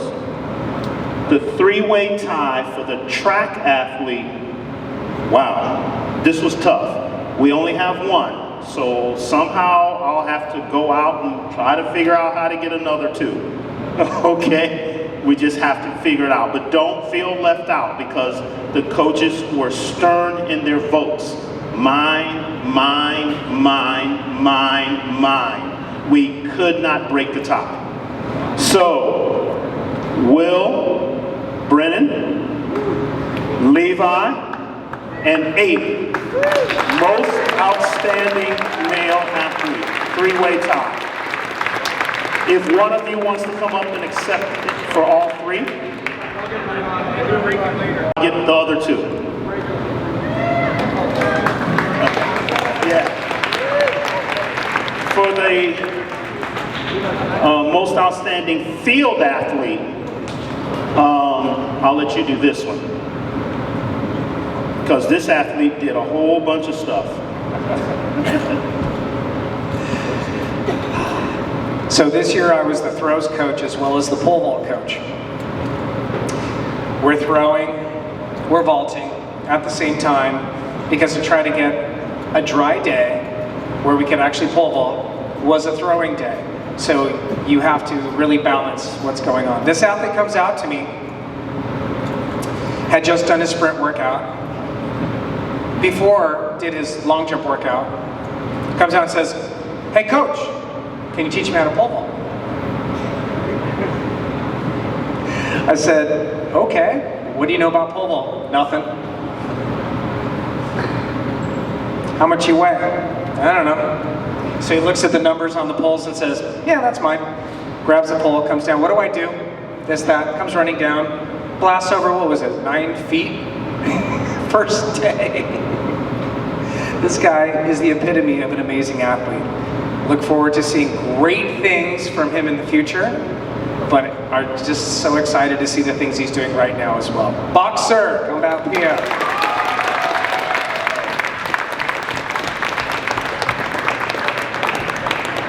And we've already mentioned you do football. What position do you play in football? Running back. So there you go. Good job, man.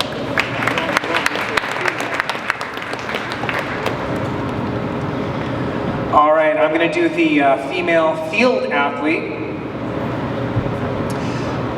This young lady's come up a couple times. You've seen her.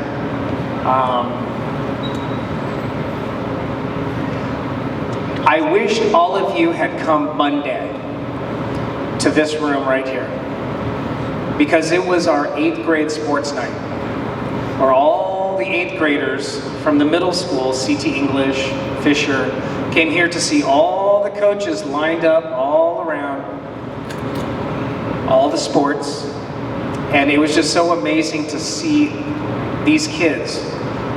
I'm also the Fisher head coach, so I get to hang out with the little kids as well. And I also work with the kindergartners up to 3rd grade in PE. So I've seen a lot of you guys come up from little teeny tinies up to the amazing athletes you are now. And this one athlete, last year, well, the athletic director, his big call this year is to try to get multi-athlete athletes. You know, we want the baseball and cross country. We want, 2 and 3. And there was only 23 3-sport athletes at Los Gatos High School. I look over to Kenny, I go, how many 4-sport athletes did you have? He's like, none. I go, nope, you had 1. What do you mean?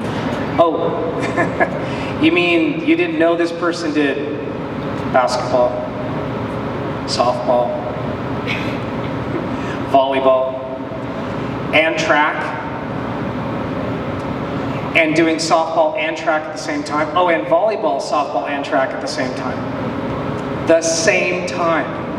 This person went from CCS trials last year to going, my Uber's at the gate to get me to the airport so I can get to a volleyball tournament over in Reno, where I'm meeting my parents as a freshman.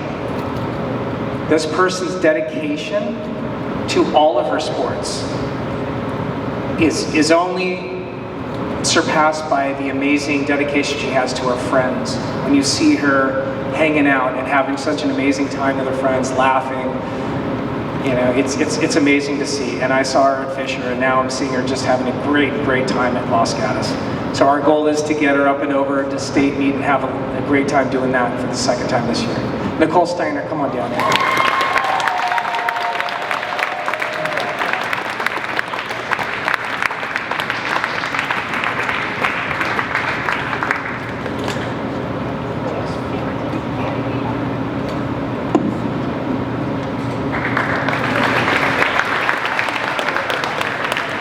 So you're asking why there's a distance coach here to honor the female running event athlete of the year? It's because I have the pleasure of awarding this to Sophie Tao, so come on down.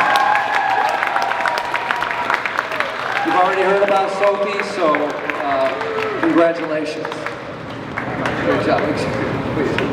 Actually, where's your dad? Got a picture? All right, here you go. Okay, we're going to take a quick break. Can I have the captains come up real quick? Just all the captains real quick. So, this is something that I have learned that is important. You heard them teasing me about taking a minute. At the start of every practice of every day at 3 o'clock for the last 5 months, we take 1 minute and we just go quiet. So what I've done, and I like to do this for all of my teams, is I got everybody counts, everybody gets a little token from me, the head coach, to all the coaches and to everybody, because I don't want anybody left out. So I'm going to have the captains, they get theirs first, and then they're going to hand them off to all of the athletes in here. And it's just a simple momentum from me. Grab a whole bunch. Yep. Just grab a bunch. So they're going to pass these out to everybody. And again, we just take a minute and you can open those up, Kevin, and just take them out and go pass them out. Yeah, just pass them out. And again, this is what we do every day, but I wanted you to have something to go forward with for the rest of your lives. And coaches, you all get one as well. Yeah. So on the back, it says there are 1,440 minutes in a day. Take one, track and field. So I wanted to make sure that everybody got one. Everybody. Okay, guys, be careful with those.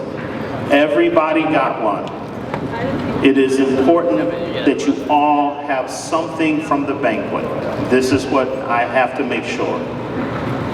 Because you can put this in your wallet and go throughout life. So did everybody get one? Coaches, you got one? Or two? I usually take two.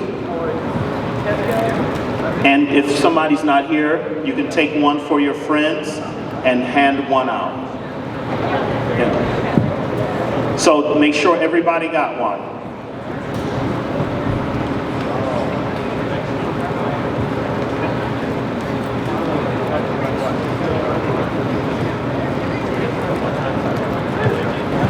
There's more. Yep, if some people aren't here, and you know they aren't here, you're going to see them, you can hand them off. Okay? All right, so now we're going to move on real quick. Just a few quick. Oh, so that's the overall presentation there. Okay. The CA means Coaches Awards. I didn't want you guys to know. Nope, that's not them. That's your distractor.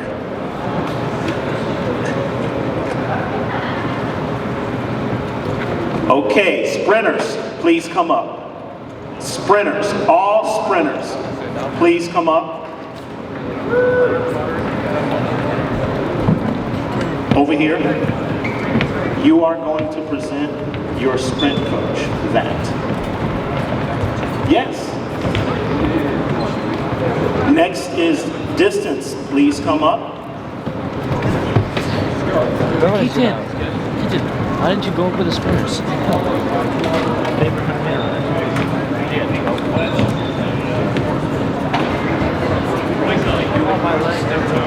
You guys are the reason I do it. You're the reason I come back. The effort. I think everybody who's not a sprinter saw what you go through, the work you put in, the dedication. Thank you.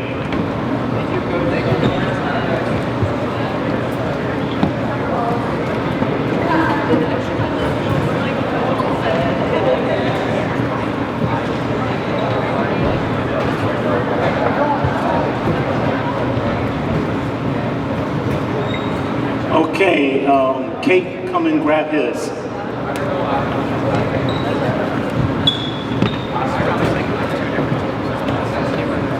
Oh, okay. Also, with this award, this one says Coach's Coach Award. There's a reason behind that.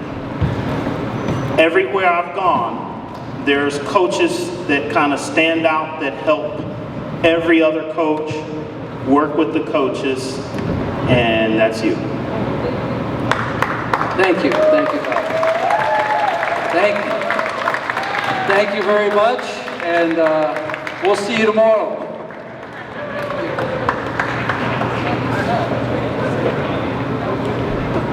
Next is throwers. Please come up. Throwers, pole vaulters, please come up.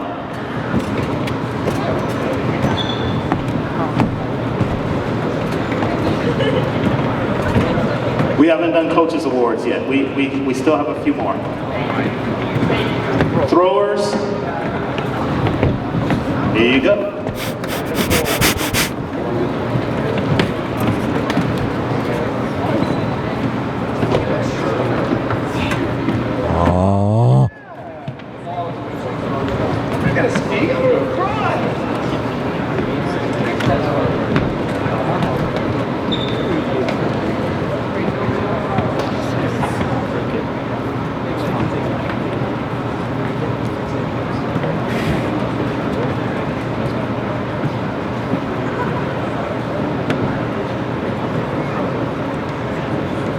Hurdlers, please come up.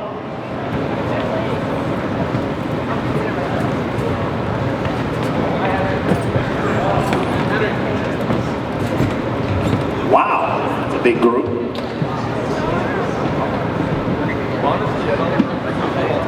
And we know there's other awards, we're just doing this. This is special.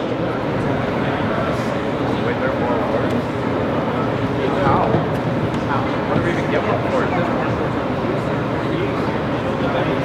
I show up every day to track practice on the track.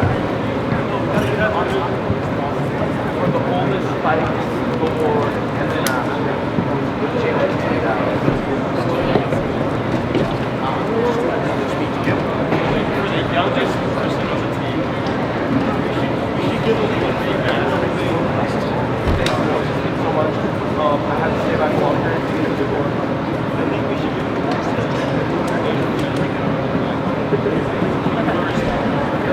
Okay. All right. I have one more award that I would like to personally present, since he's standing here already with a UCLA shirt on where my sons were born. This award to me is every place, even as a surgeon, we have what's called a top gun or master surgeons. This coach always talked to me with respect, as well as you all did. But the knowledge that he showed me never crushed my ego. Just kind of, coach, I do it this way. Coach, I do it that way. I can't tell you how much I want to thank you, Bob. It's been a pleasure, and I really wanted to let you know. So we call it the Top Gun in surgery, and you know, I know you didn't go to Arcadia with you, but we talked about it. So I wanted to give you this, and I know it doesn't mean that much to you, but it does to us. So I wanted to give you the coveted Arcadia bag.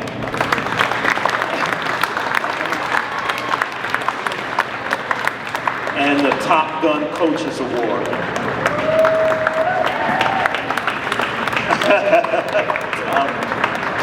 So, with that being said, I think there's one last announcement. And all the coaches are going to have to say a little something. And this person, I'm just going to give it away. The Rock! The Rock! Don't ever think that we forgot about you. But I will let each person talk about Mr. Temple. Oh. Okay. Oh yeah, tell me what's the award. Okay, well, as the distance coach, Jack, I always felt you were a very respectful and honorable kid, so that's my input. Congratulations.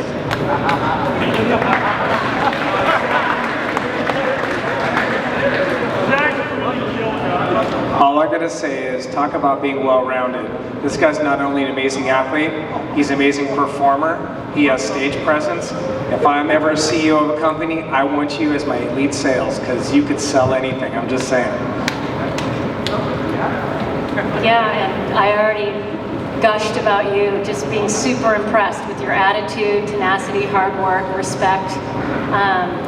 This is a well-deserved award. Please come up.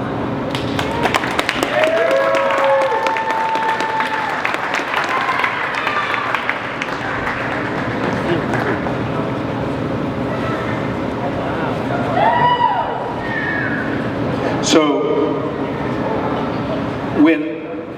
when I wasn't around and I needed something done, I needed practice started, I needed somebody to teach the folks, I think you heard somebody, was a boxer talking about Jack, when he said, why are we doing this? Why do we do it this way? Right? Jack was my leader. He was the one that I could count on day in and day out to steady the team, get kids going, which is not easy all the time, especially with young guys. He was somebody that everybody looked up to, everybody respected, everybody listened to because of his demeanor, his professionalism, his attitude, the way he carried himself, the person he is. It was why he was chosen as the sprint captain. It was why when the names were submitted, he was selected. Jack, I couldn't have asked for a better captain, better leader from you.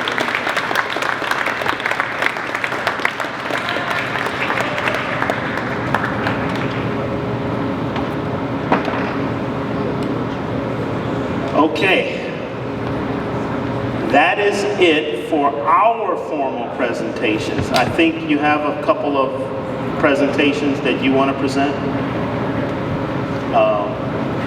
So for us, that is all we have. If you have anything else that you would like to say to the coaches, then let us know. So we're also here to celebrate the coaches themselves. So we have some speeches to thank them for all the hard work we've done this year. So who should we start with? Doc? Whoever's giving Doc's speech, can you come up?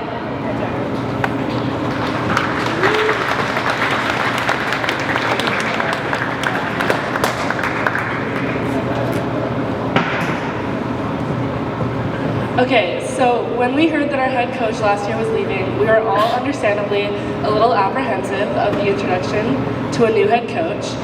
The past 3 years, a lot of us have felt that the track team was truly missing a unifying head coach that showed like a passion for the team in all of the events. But from the first day that Doc started, we knew that this year would be completely different. For the first time since freshman year, the other jumpers and I had a real coach to guide us. Doc showed a passion for us as athletes that no coach ever had, and he promised us that over the season he would push us to be better athletes, both mentally and physically.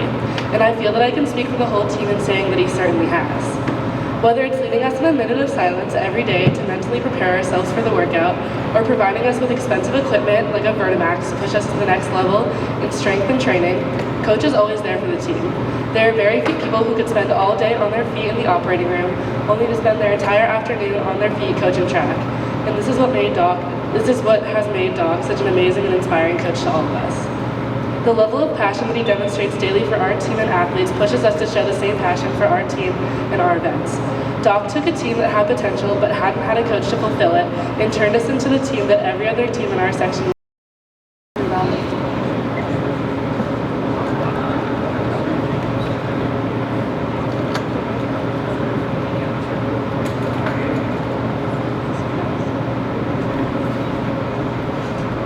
Neubauer, I just want to thank you for all the work you put into the team, and just I can say for everybody that we're so forever grateful for all the work you put in coming on Saturdays, especially that one time you came for Hills, once in the morning for the girls and once in the morning for the guys. It's just all the work you put in.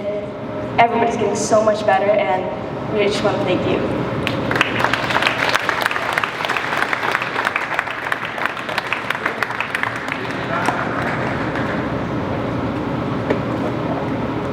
Alright, Coach, so today I got my speech on you, and as most of you know, I'm Levi Romero. I'm a sprinter here at Los Gatos, and while I haven't been running for 4 years, I was lucky enough to be coached by him for my last 2 years.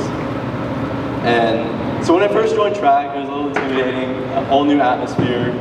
It was something brand new to me, and thankfully I coach here. He welcomed me immediately, and I was very lucky enough to be taught by such an experienced sprinter, someone who not only succeeded at the high school level, but at the very top collegiate level.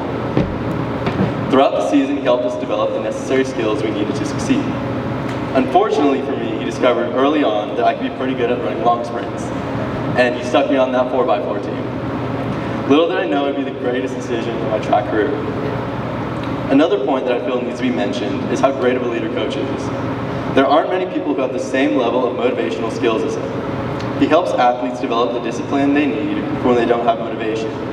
For example, one day, over break, we were doing a strength workout, and there wasn't really many people there that day. I wasn't really feeling it, but when I really needed him, coach was there. He offered to do the whole workout with me, and that's something that not a lot of people can do. And I figured if coach can do it, I can too. So he got me through that workout, and he proved I could get it done. His leadership skills and hard workouts are key factors of his team's success. And on behalf of the team, I can confidently say we would not be close to where we are today without Coach Neubauer. He's more than a coach to us. He's a leader, mentor, and most importantly, a friend. Coach.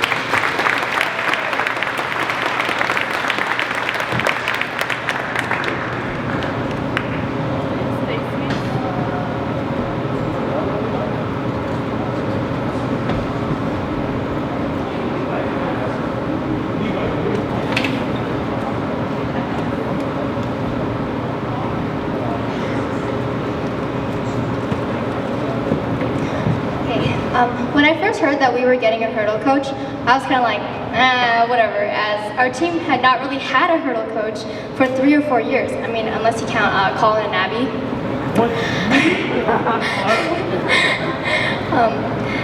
I meant, how good could she really be? I soon found out that Stacy was our teammate, Nelson's mom. Nelson's mom gave us all these foreign warm-ups and drills that I failed to find useful and purposeful at first. But with each day at practice, my form improved, as well as my understanding of how good Coach Stacy is of an amazing listener and doer. Any complaints the hurdlers had, Coach listened and followed up with a solution. If we had any advice on how to shorten the warm-up, Coach would incorporate it. And if we had any inquiries on why certain drills were good for us, Coach would thoroughly explain it. I never raced more than 200 meters from middle school to high school. I had always spectated the 300 hurdle races from the safety of the stands and thought to myself, I would never do that to myself. Well, thanks to Stacy, I got to get some of that action for myself. Stacy somehow managed to convince me to do 300 hurdles when I thought it was death. Maybe it was the lack of hurdle coaching in the past 4 years that made me soak up everything Stacy had to say. So I raced for the first time and got a lousy 55 seconds that would qualify me for nothing. But with each meet, I would PR by a second or two, leading me to do some research on the woman who was helping me improve my hurdle times, and I was impressed.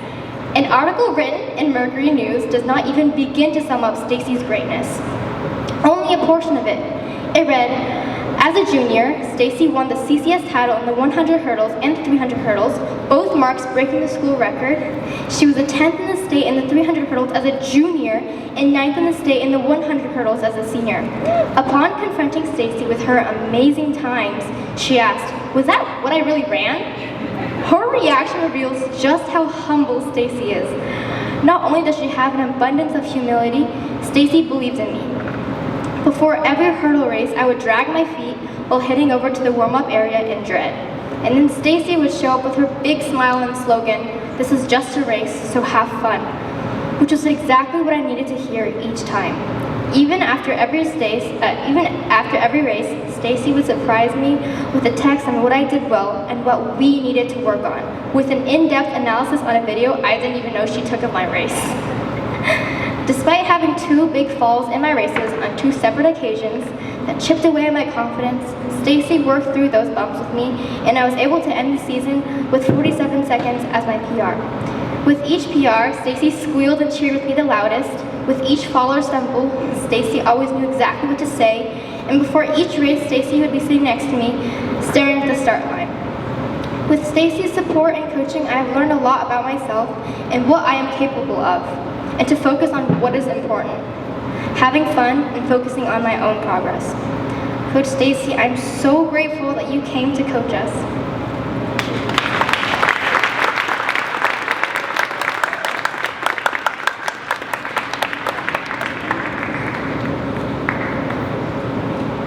Alex?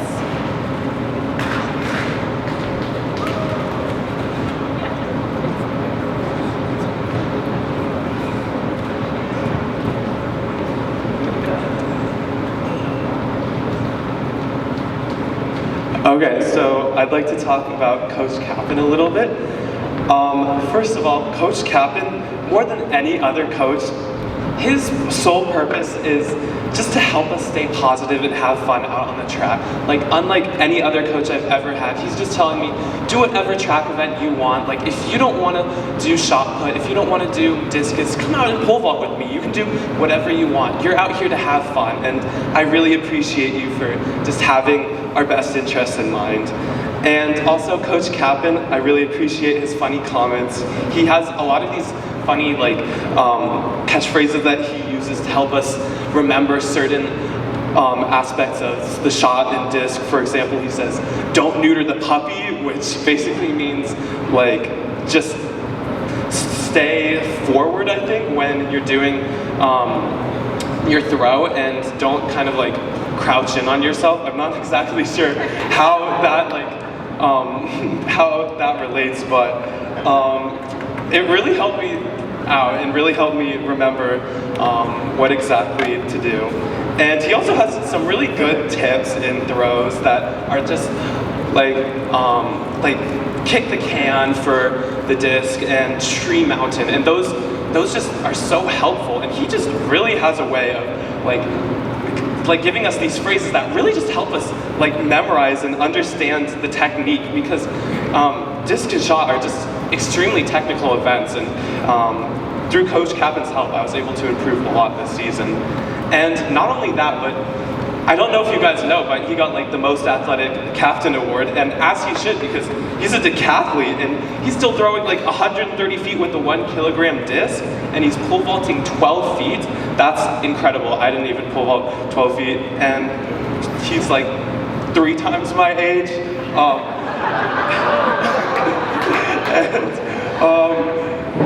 And he also ran like a 5:30 in the 1500, maybe even faster than that. And also, he really shows us how everything's done. He doesn't just tell us how to do stuff. He demonstrates it for us. Like, even for the pole vault, he just comes out and gives us a pole vault that shows us exactly what he's trying to teach us, and that's just awesome. And not only that, but he also helped give us tons and tons of like tips and advice about how to better learn and just do better in the season. For example, he had us record videos of ourselves doing pole vault, and then he would just look through the video with me, and he would be like, "Oh, right here you're flagging, and you don't want to do that. You don't want to kick your feet out. You want to keep your feet going straight up." And another good one is he had me start journaling my progress, so that he really helped out with like my mentality. And through journaling, I was able to like realize that, oh, like a bad day doesn't negate all the progress that I've had in this season. And then he just does all sorts of stuff for us. Like, there's, I don't know if you guys have seen it, but there's a sign at the far side of the shot put ring that says "throw far," and it's just like encouraging us to just do our best. And then he has like wrist tape, and he also has all of these videos that he paid for. It shows like the throwing pillars and like just tons of technique that I really wish I had watched more of, because maybe that would have been more helpful during this season. But I really appreciate you for just all the stuff that you've done for us, and thank you so much for just like everything and just being such a positive.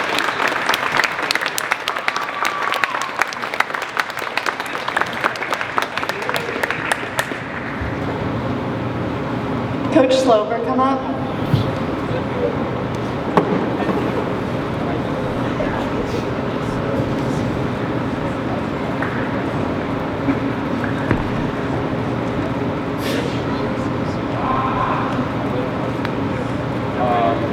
All right, I'd like to start this by saying I believe he has coached me since 7th grade. He coaches the high jump, if you don't know, and I've been high jumping for 6 years now, long time, and he's been here for all of it. Coach Slover has some of the most experience out of any of the coaches up here, and just in general. He's been doing this for so long, and he's so knowledgeable because of it, and for that I'm so grateful. The thing about high jump is it's super, super technical. So when your coach knows a lot of tips and tricks and all about the technique, that is incredibly useful. And you can tell when some athletes don't have a great coach, but that is certainly not my case.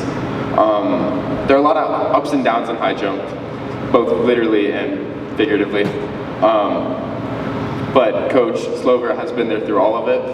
He congratulates me on all my PRs and tells me what a great job I did. And he's supportive when I don't jump as well that day.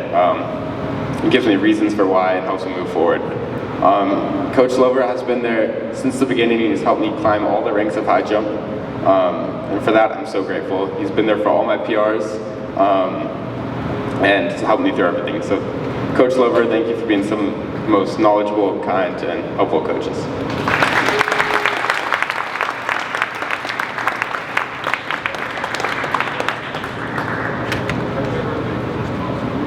Best for last.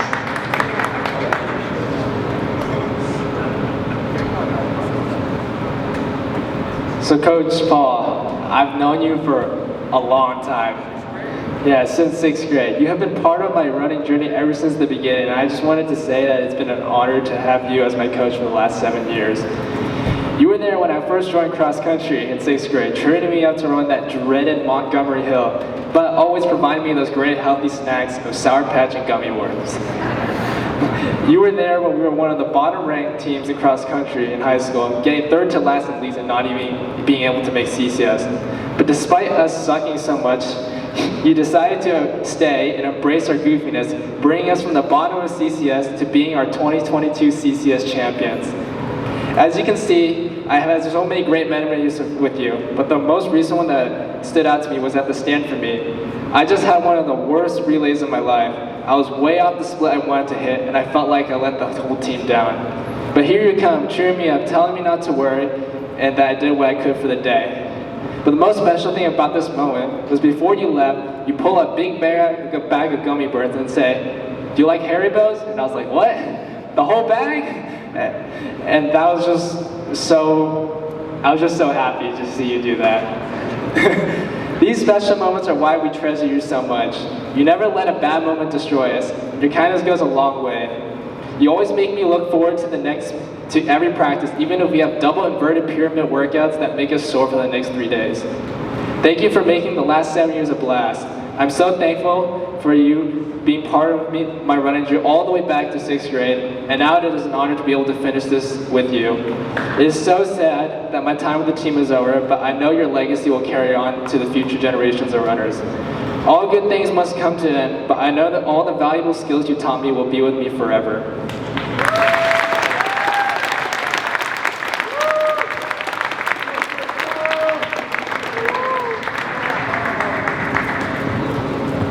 Okay, I think that's it. Just remember, we are having some track clinics this summer. You have that announcement. We got a couple all-comer meets. A lot of other schools are very interested. And if a couple of you can just help fold up the tables and just put them over against the wall.